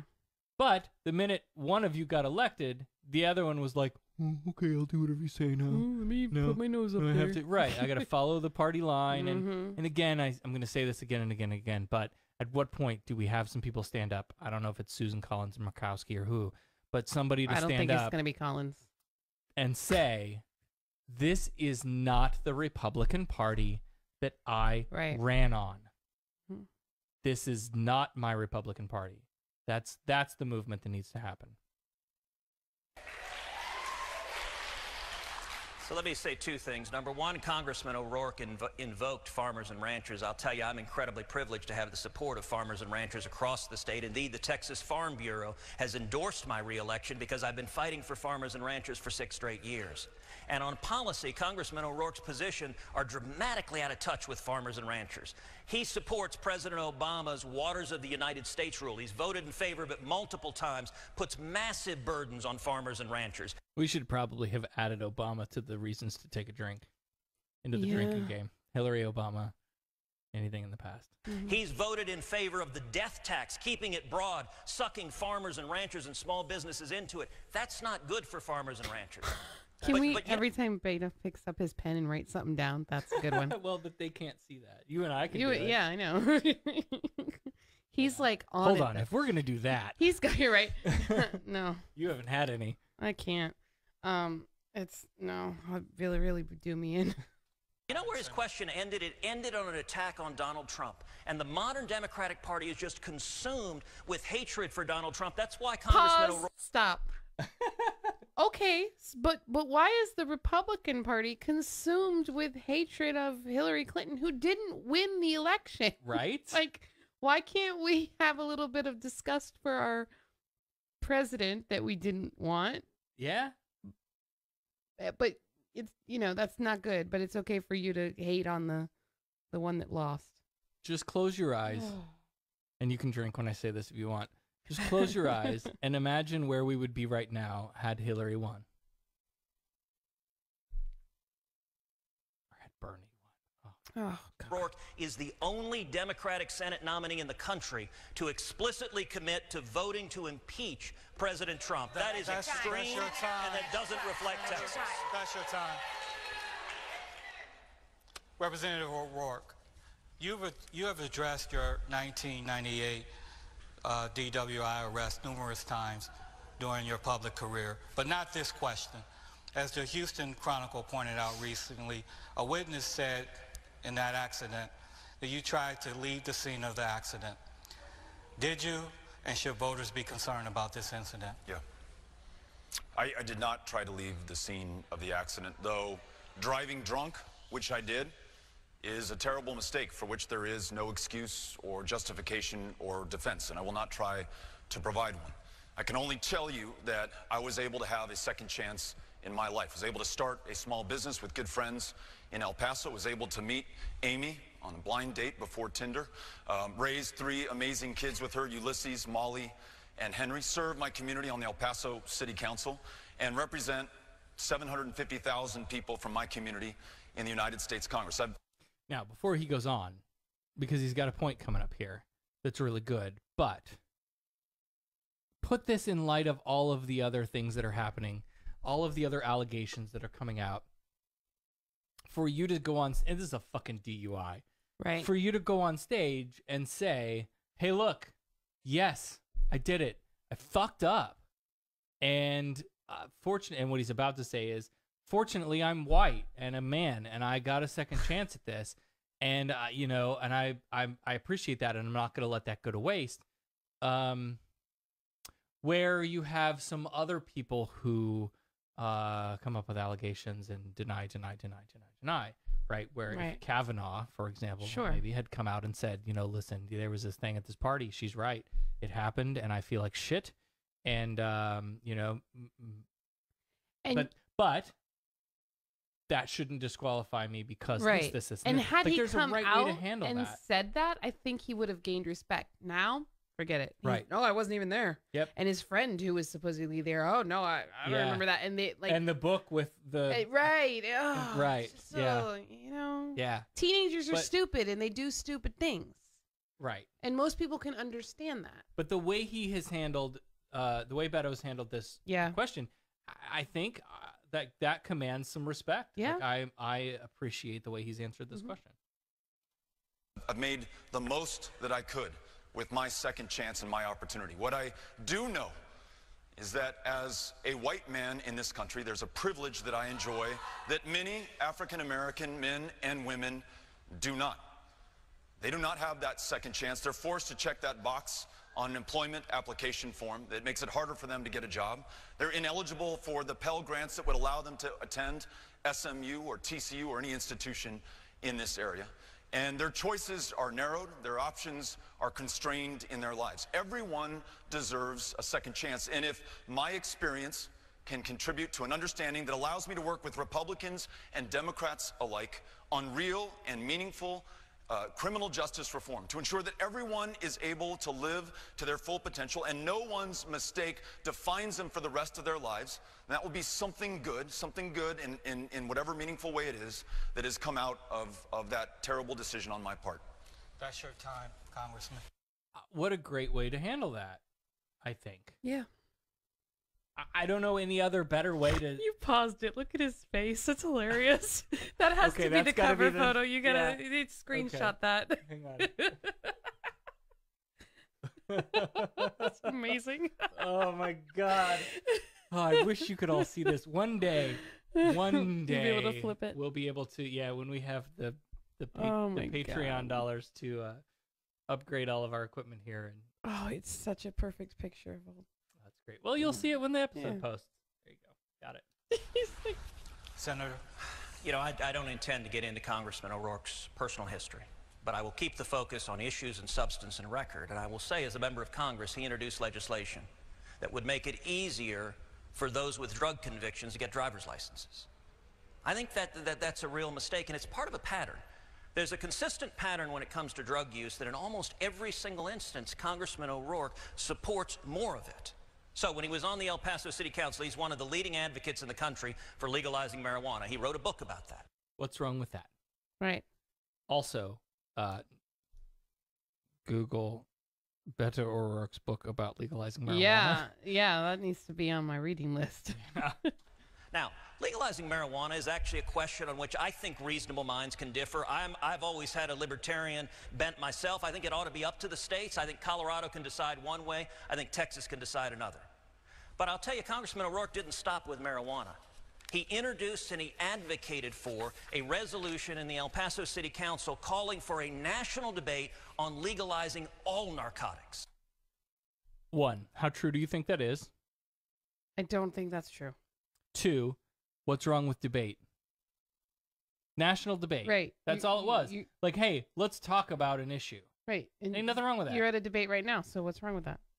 That includes heroin and fentanyl and cocaine. And let me say, that is not, I believe, a reasonable issue on which people can disagree. Now, I suspect Congressman O'Rourke will say, we was just calling for a debate on it. Well, we're on a debate stage now. I will tell you, I think it would be a profound mistake to legalize all narcotics, and it would hurt the children of this country. That would be a serious mistake. Senator, that's your time. I agree with you. Representative, please. To be clear, I don't want to legalize heroin and cocaine and fentanyl. But what I do want to ensure is that where in this country, most states have decided that marijuana will be legal at some form, for medicinal purposes, for recreational purposes, or at a minimum will be decriminalized. That we don't have another veteran in this state prescribed an opioid because the doctor at the VA would rather prescribe medicinal marijuana but is prohibited by law from doing that. Another older woman with fibromyalgia who's not able to use medicinal cannabis because it's against the law here. And another African-American man, because more likely than not, that's who will be arrested for possession of marijuana, to rot behind bars instead of enjoying his freedom and the opportunity to contribute to the greatness of this country. Yes, I want to end the war on drugs and specifically want to end the prohibition on marijuana. And Gromer, let me point out, he didn't dispute that as 9 years ago, as an elected member of the El Paso City Council, he introduced and advocated for energetically debating ending the prohibition on all narcotics, on everything. He says he doesn't agree with that now, but that was only 9 years ago. And I'll tell you, when it comes to this is an issue that's personal to me. Before he goes on, let me just again address the gish gallop in the room, right?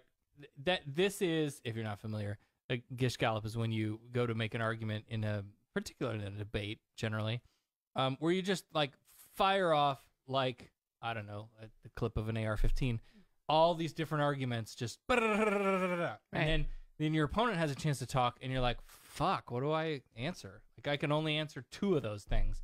Right. Even though they're not following the 90-60-30, like, I have a limited Beto time to is respond. Respecting it, and Ted is not, Right. and it's ridiculously stupid. But, like, there's no way that Beto can respond to everything that Ted says every single time. Right. So he picks the things that he thinks are important, and this is how debates work. Yeah. Right? And it's, I think it's garbage to then come back and say, well, you know, he didn't deny the thing that I said at the beginning before I said all the other things that I said.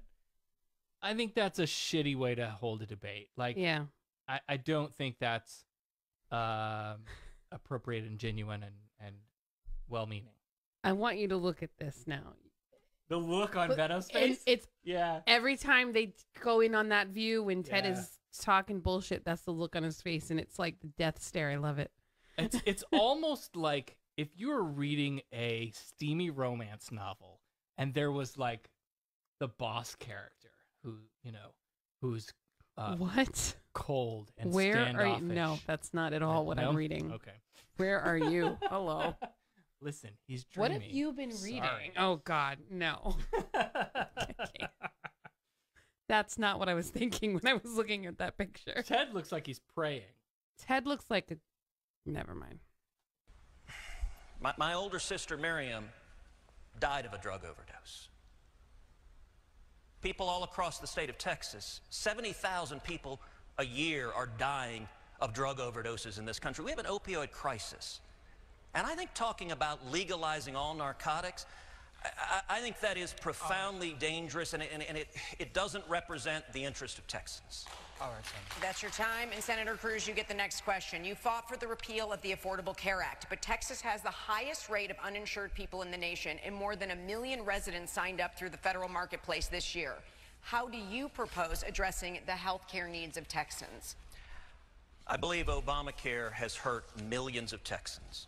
It was sold to the people of this country on a promise from President Obama: if you like your health insurance plan, you can keep it. If you like your doctor, you can keep it. PolitiFact, the left-leaning organization, rated that 2013's lie of the year as millions of Americans had their health insurance canceled against their will. But here's the thing. The entire Congress had to vote on this thing, right? They call it Obamacare to give it a slant, right? To make it sound like every word in that thing was something that Obama approved of and came up with and signed off on, and this was all Obama's idea. And yet, they had to take controversial issues into the meeting rooms and the committees and hammer them out and compromise and come up with something that enough people would vote on to pass the damn thing. Nobody liked the what was it called? There was a requirement that you had to have insurance where you had to pay a fine. I can't remember what it's called, but you know, like that. Okay, nobody's a fan of that. Like, look, if I can't afford insurance, I sure as fuck can't afford your fine. Right. Right. I'm a Democrat. I support the Affordable Care Act. I think it was it tried to do good things, but there's only so much you can do. Right. When you have to come together and kind of meet in the middle. And remember when we used to do that? No, I don't. But the biggest reason people are unhappy with Obamacare is it's made their premiums skyrocket. I hear from Texans all over this state, I can't afford health insurance. President Obama promised the average family's premiums would drop $2,500 a year. In fact, they have risen over $5,000 a year. When Obamacare was implemented, the most inexpensive plan for a 30-year-old healthy man here in the Dallas area was $363 a year. Today, in this zip code where all of us are right now, a bronze plan for a 30-year-old healthy man is about $3,000 a year. A silver plan is over $4,400 a year. That's going from $363 to, in just a few years, increasing over tenfold. That's not right. What do we need to do? We need to lower premiums for everyone. How do we do that? We can protect pre-existing conditions, and you need to understand, everyone agrees we're going to protect pre-existing conditions. But we also need more choices, more competition, more options so that prices drop, so that young people coming out of SMU or coming out of schools across this country can afford health insurance instead of facing the disaster that Obamacare has done to our healthcare system. So when you consider the healthcare marketplace that we have now, I don't know that more choice is going to do that. I don't know that more options are going to lower prices. I don't know. And I don't want to be like big pharma, you know, conspiracy theorist here. But if you and I both owned a business selling widgets and we're the only ones that sell widgets, and I call you up and say, hey, listen, we can have some price wars, but let's not go crazy. We still have to make some money. Right. Here's the threshold. We'll stay, above well, this. It's like when you have a 7-Eleven across the street from a racetrack. You know, they're both going to charge the same amount of money for their gallon of gas. Right. What, like... Right. Do more gas stations drive down the price of gas? No. Nope. No. I don't know that that's an equivalent. No, but I'm just saying, like, if you're, I mean, it gives you a competitive market. Yeah. But I don't know that it's going to bring prices down. No, it's not enough to make... it might create more jobs. It might, but I don't know. I think they need to not make so many tax cuts for all these rich people and take those taxes and put them into the healthcare system. Funny you should mention that. Go on. And that's your time, Senator. Representative?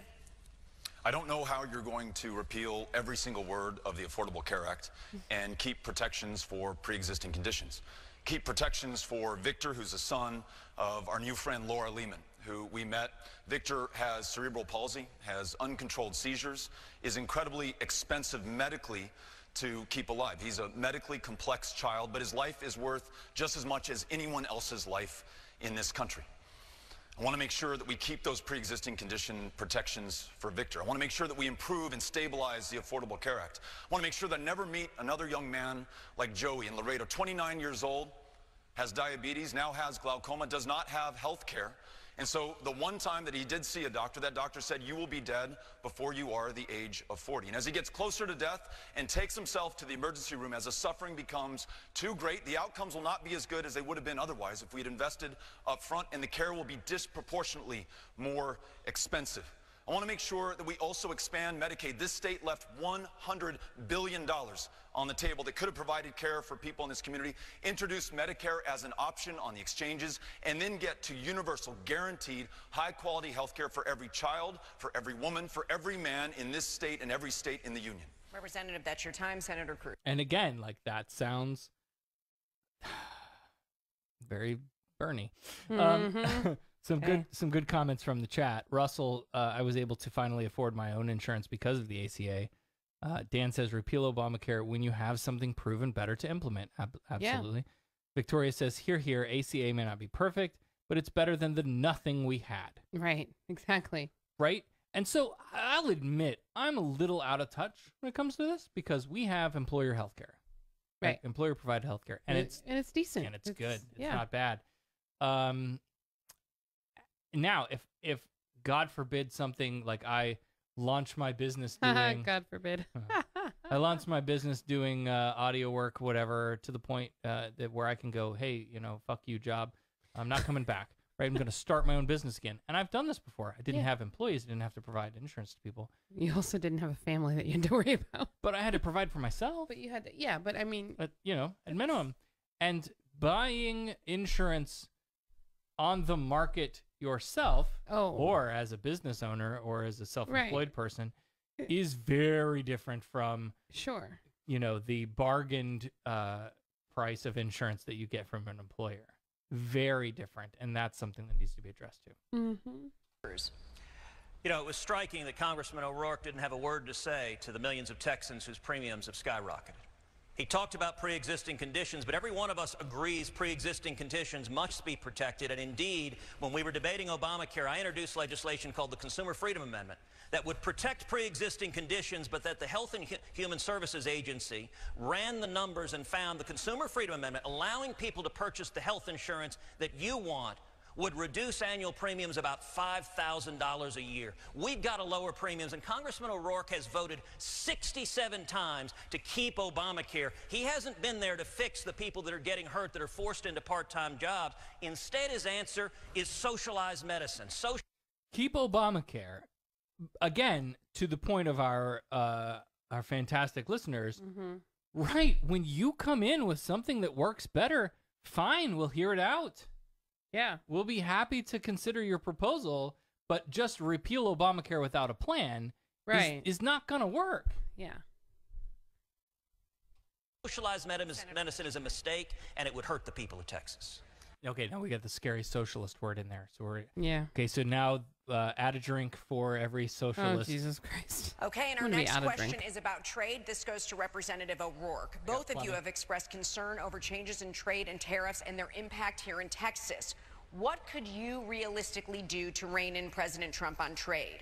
Why should voters believe that you would be more successful getting him to change course than Senator Cruz, who actually has a working relationship with him? Whoa! Wow. Who wrote these questions? The Cruz campaign? Probably. Understand the impacts of this firsthand in El Paso, the community I represent, where we're raising our children, a trading community. One out of every 4 jobs is connected to U.S.-Mexico trade in our community. I understand it from listening to the people of Texas. Unlike the senator, I've shown up to every single county in the state, being in Seminole, listening to a pecan grower who's seen the tariffs on his pecans go from 7% to 47%. No one's buying his pecans around the world right now. And though he said these trade wars might end, these tariffs might come down, those purchasers in those other countries will find other countries from whom to buy. His farm will no longer be sustainable anymore. When has this country ever gone to war without allies? That's precisely what we're doing by levying $200 billion in tariffs against China and alienating the EU and Canada and our traditional trading partners. This state, with its farming and ranching and producing and manufacturing and export-based economy, needs a senator who will work with the president where we can and stand up to him where we must. You heard Ted laughing there? Yeah. Oh, what a dick. Wow.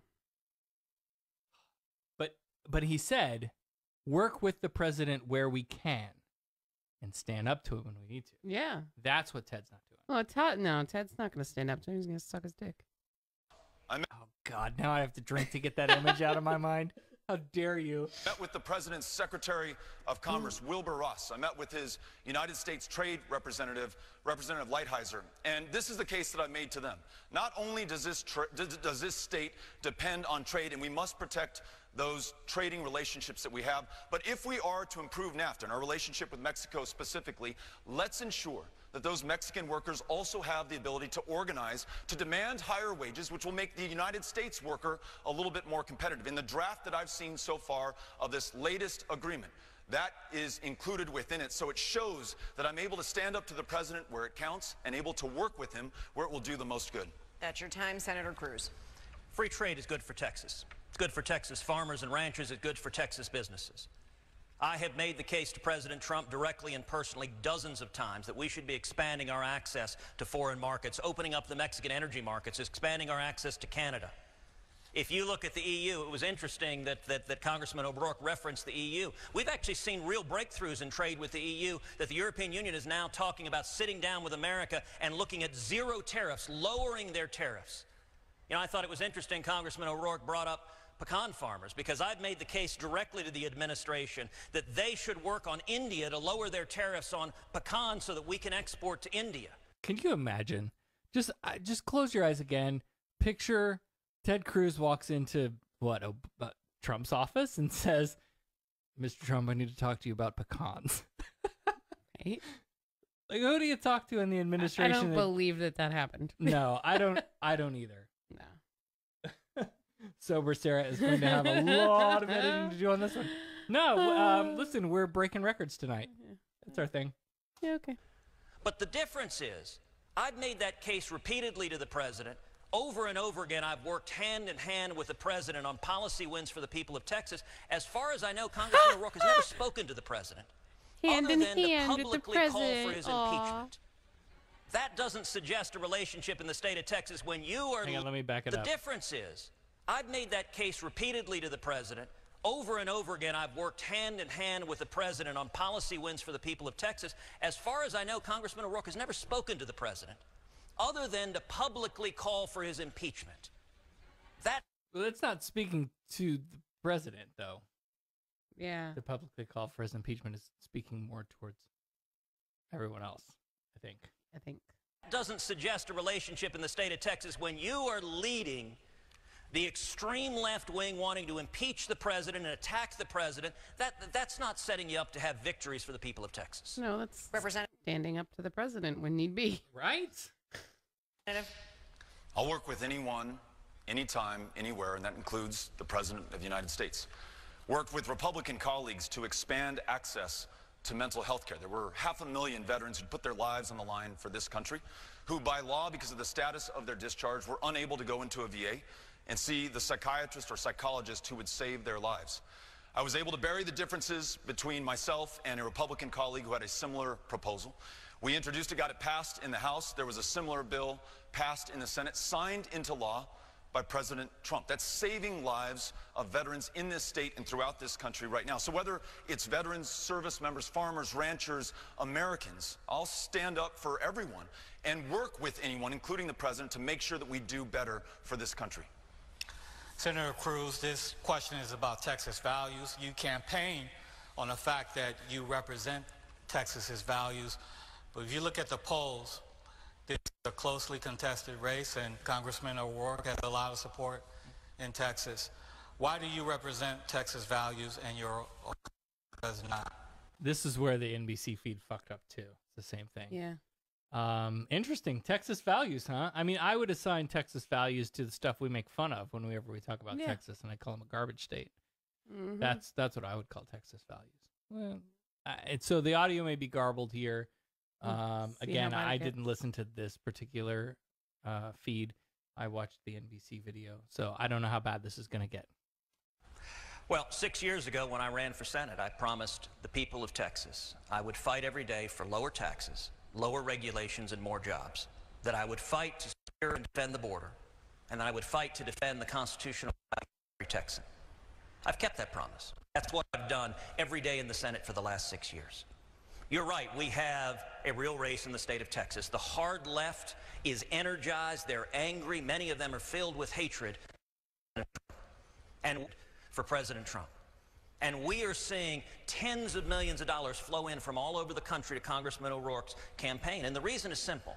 As he takes extreme left-wing positions further to the left of Elizabeth Warren or Bernie Sanders or Nancy Pelosi, he gets millions of dollars. For example, how do you get further left than Bernie Sanders? Bernie Sanders is like, how is that? Out in the ocean, he's so left.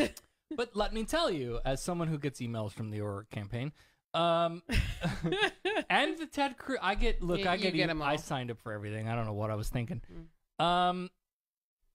Ted Cruz has taken PAC contributions and getting money from major businesses, corporations, where in Bernie style, Beto is taking a very grassroots approach and getting money from the people. Did you see him on Ellen? I don't remember if I watched that or not. It was good on Ellen. Okay, well, if I didn't, I'll have to watch it. Yeah. I thought there was more to your story. No, it's just he talked about that on Ellen. Like, yeah. Okay. Yeah. O'Rourke has said he is, quote, open to abolishing ICE, abolishing the Immigration and Customs Enforcement Agency. Those are his words. Now, Nancy Pelosi's never said that. Congressman O'Rourke has said he would vote now today to impeach President Trump, right now today. Bernie Sanders never said that. Doesn't mean they never thought it. Take a drink. Really? Congressman O'Rourke's positions are out of step with the people of Texas, and I think the people of Texas, what they want, look, 1,000 people a day come to Texas because we understand low taxes and low regulations produce jobs. And what I hear from Texans all across this state is they say, I'll say this, whether they supported me or not, Democrats will say, I didn't vote for you, but you're doing what you said you would do, and that's exactly what I've done, and that's exactly what I'll continue doing. Does Texas have a income tax? I don't think so. I'm gonna have to Google that. I don't think so. Because I know Florida does not have. We don't have a state income tax, and that is a talking point with the governor's race right now, where DeSantis is saying, like, look, Andrew Gillum's gonna implement a state income tax because how else is he gonna pay for all of these liberal socialist things he wants to do? Well, you know what? Sometimes you just need to. Representative O'Rourke, Texas values. You know, only one of us has been to each county in Texas and would have an idea of what Texas values and interests are. Whoa, boy! Damn! Get him! Now, Cruz fires back here in a minute. I'm sure he does. But that's, and if you're going to do it, do it. Do it. Within months of being sworn to serve as your senator, Ted Cruz was not in Texas, he was in Iowa. He visited every single one of the 99 counties of Iowa. He went to New Hampshire, he went to South Carolina, he went to the Republican presidential primary states instead of being here. He shut down your government for 16 days in 2013 because too many people were getting too much health care in the United States of America. Yeah. And look at Ted's face in it. He's doing that Donald Trump thing when... Yeah. In 2015, he missed 1/4 of the votes in the United States Senate.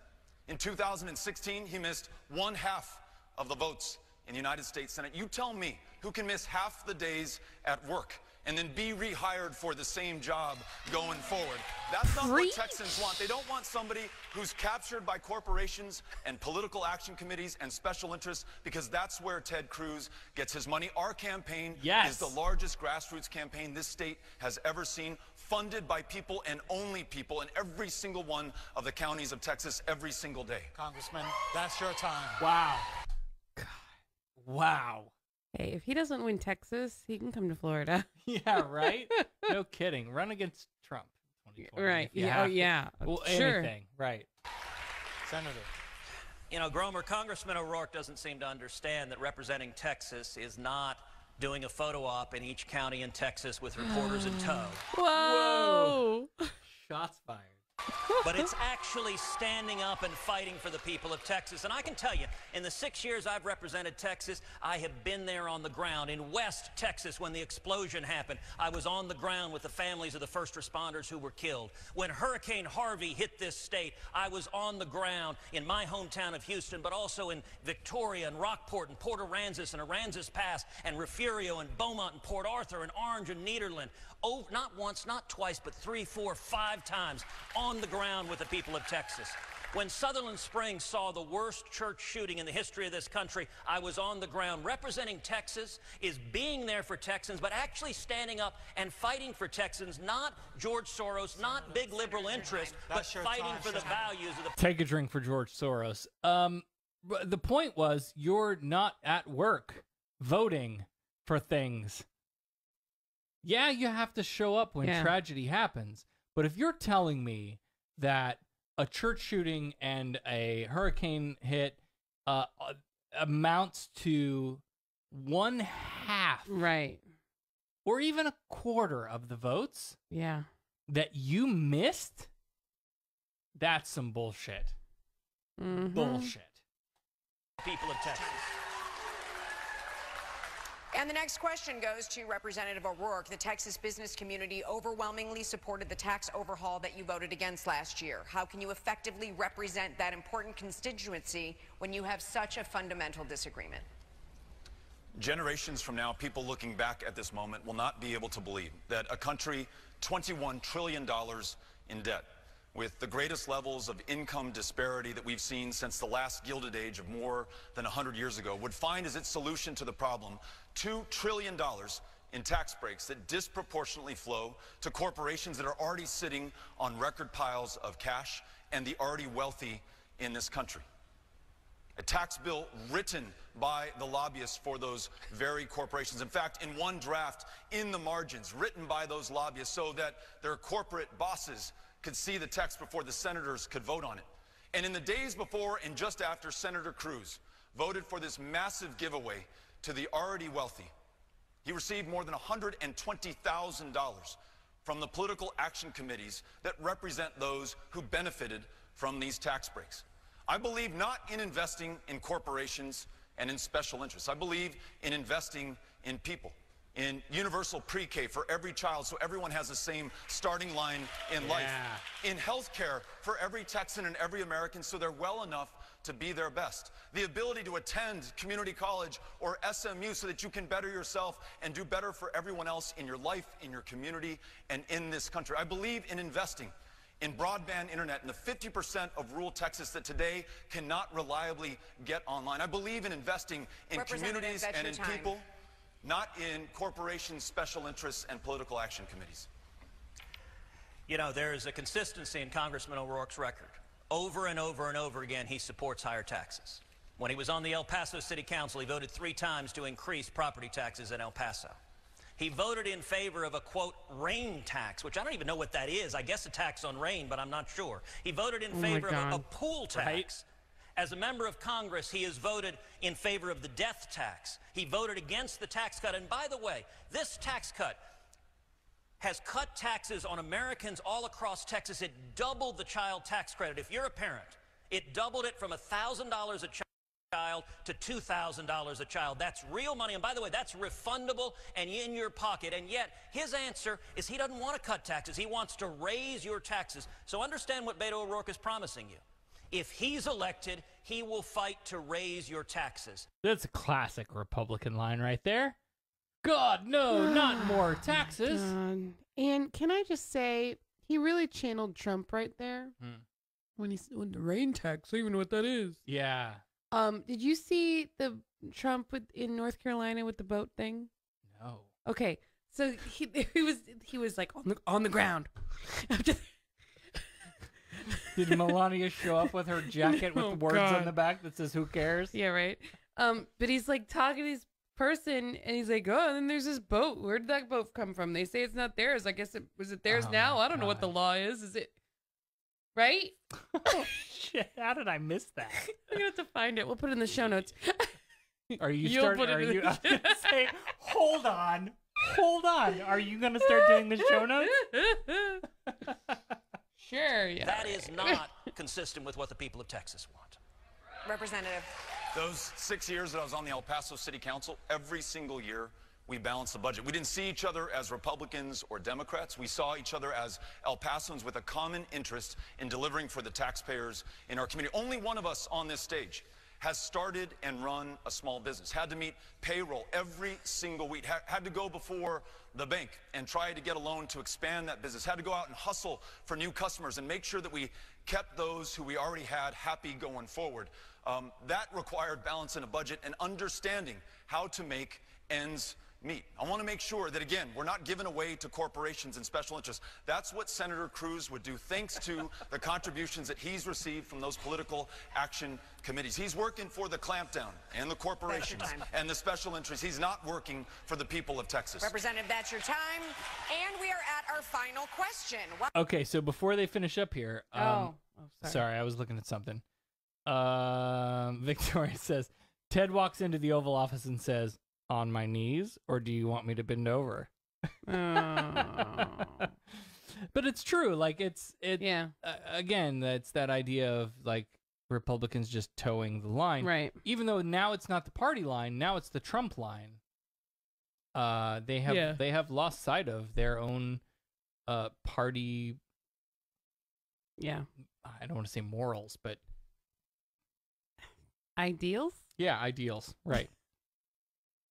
Wow, this went quickly, and this goes to Representative O'Rourke. We'd like to end this for both of you on a very positive note. We'd like to end this for both of you. And we'd like to ask you to tell us something that you admire about your opponent. Right. This is very like, I don't even know how to describe it, but it's like couples counseling. Yeah, right. Tell me something nice. Tell me something about the you other like person. about. Yeah, exactly. And everybody laughed. Right. Did you notice that? Yeah. Everybody else thought it was hilarious too. Senator Cruz and I were both elected to the United States Congress in the same year, 2012. We both have young children. I know how hard he works. I know how much time he has spent away from his kids. I know what a sacrifice that is to his family. I know that he's doing it for one reason. He wants to serve this country, and he's trying to do his best. We may have differences of opinions on what our destination might be and how we're going to get there. But I have no question that Senator Cruz wants to do the best for America, and he does so at great sacrifice to his family and to his kids. And so I thank you, Senator Cruz, for your public service. Thank you. And you know, I actually agree with those sentiments. I would express the very same sentiments back at Congressman O'Rourke. You're right. Being a dad of young kids is hard. I know the sacrifice you're putting in. My girls, every day when I leave for the campaign trail, it's hard. There are a lot of tears in the Cruz household. I'm sure there are in the O'Rourke household, too. That is the single hardest part of doing this. And let me say beyond that, look, I think Congressman O'Rourke is passionate. He is energetic. He believes in what he's fighting for. In fact, I have very much the same sentiments. You know, last year I did 3 debates with Bernie Sanders, and I expressed this at all 3 debates, that Bernie Sanders believes in what he's fighting for. He believes in socialism. Now, I think what he's fighting for doesn't work, but I think you are absolutely sincere, like Bernie, that you believe in expanding government and higher taxes. And I commend you for fighting for what you believe in. As you noted, we disagree on the outcome, but you're fighting for the principles you believe in, and I respect that. True to form. Whoa! Before we bring the debate to a close, each candidate... I did not see that coming. Oh, man. I think that was the best line of the That whole damn was amazing. thing. And again, like... True to form. But even that, like, notwithstanding, the sentiments there, like that... Like, way to step up and be an adult and, you know, say what you got to say, whether you believe it or not. Like, if more people could honestly come to the table with that, oh, shit, we have 5 minutes remaining for our Facebook Live broadcast. Crap. We better wrap it up. Better finish this up fast. Oh, God, you're just going to have to listen to the Florida Man on the feed. Oh, no. Damn it. We could start over. And I paid for this shit. Yeah, that's true. We could do that. Just start over. I don't know if that'll work or not. But anyway, I think, like, if more people could come to the table with sentiments like that, like, listen, yeah, we're going to disagree on policy. Right. We're going to disagree on even the outcome, on what we want to see this country look like.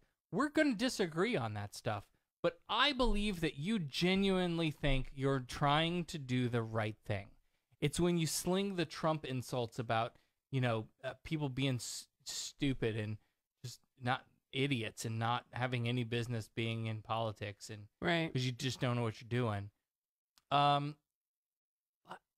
There is a genuine thing that comes with that, like, look, I'm really trying to make the country better in the best way I know how, right, and it just doesn't line up with the way you think we should do that. Like, I get that. Yeah. All right, let's I don't know, but I don't know that we're gonna get through this before the feed cuts out. I didn't realize there was a time limit. Yeah, I don't know. Anyway, we'll have a 90 seconds for a closing statement. Senator Cruz, let's start with you. In November, there are going to be a lot of things on the ballot.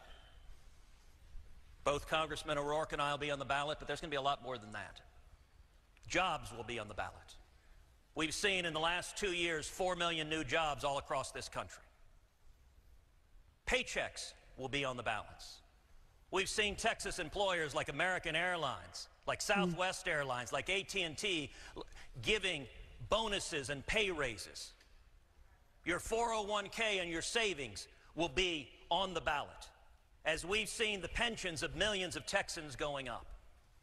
You know, Texas understands a very simple formula. When you cut taxes, when you simplify the tax code, when you lift the burden on small businesses, it's good for Texas. It expands jobs, it expands opportunity. And there is a fundamental choice in this election. It's a choice between, we're seeing nationally socialists like Bernie Sanders, like Alexandria Ocasio-Cortez, and indeed Congressman Beto O'Rourke advocating for those same policies. Full-on socialized medicine, which, by the way, they call Medicare for all. And let me say to all the seniors in Texas, Medicare, you paid into it your whole life. You're counting on it for your health care. What they're proposing is putting every single person in this country, including illegal aliens, everyone in this country, into Medicare without paying for it. That would bankrupt Medicare. There is a illegal aliens. Fuck off. All right, so our feed's about to stop. It's about to stop, so I'm gonna refresh it. You want to start it over? We'll start it over. Okay. I'm gonna go ahead and post it in the comment feed on this one because we have 7 people watching. We're almost done. There's like a minute left, 2 minutes left in the video, and then we have a Florida man, and then we're done. So it won't be long. Let's do that. Let's refresh the feed. We'll give a few minutes for everybody to jump back on the new feed, and then we'll finish. Okay. Sound good? All right, cut the feed.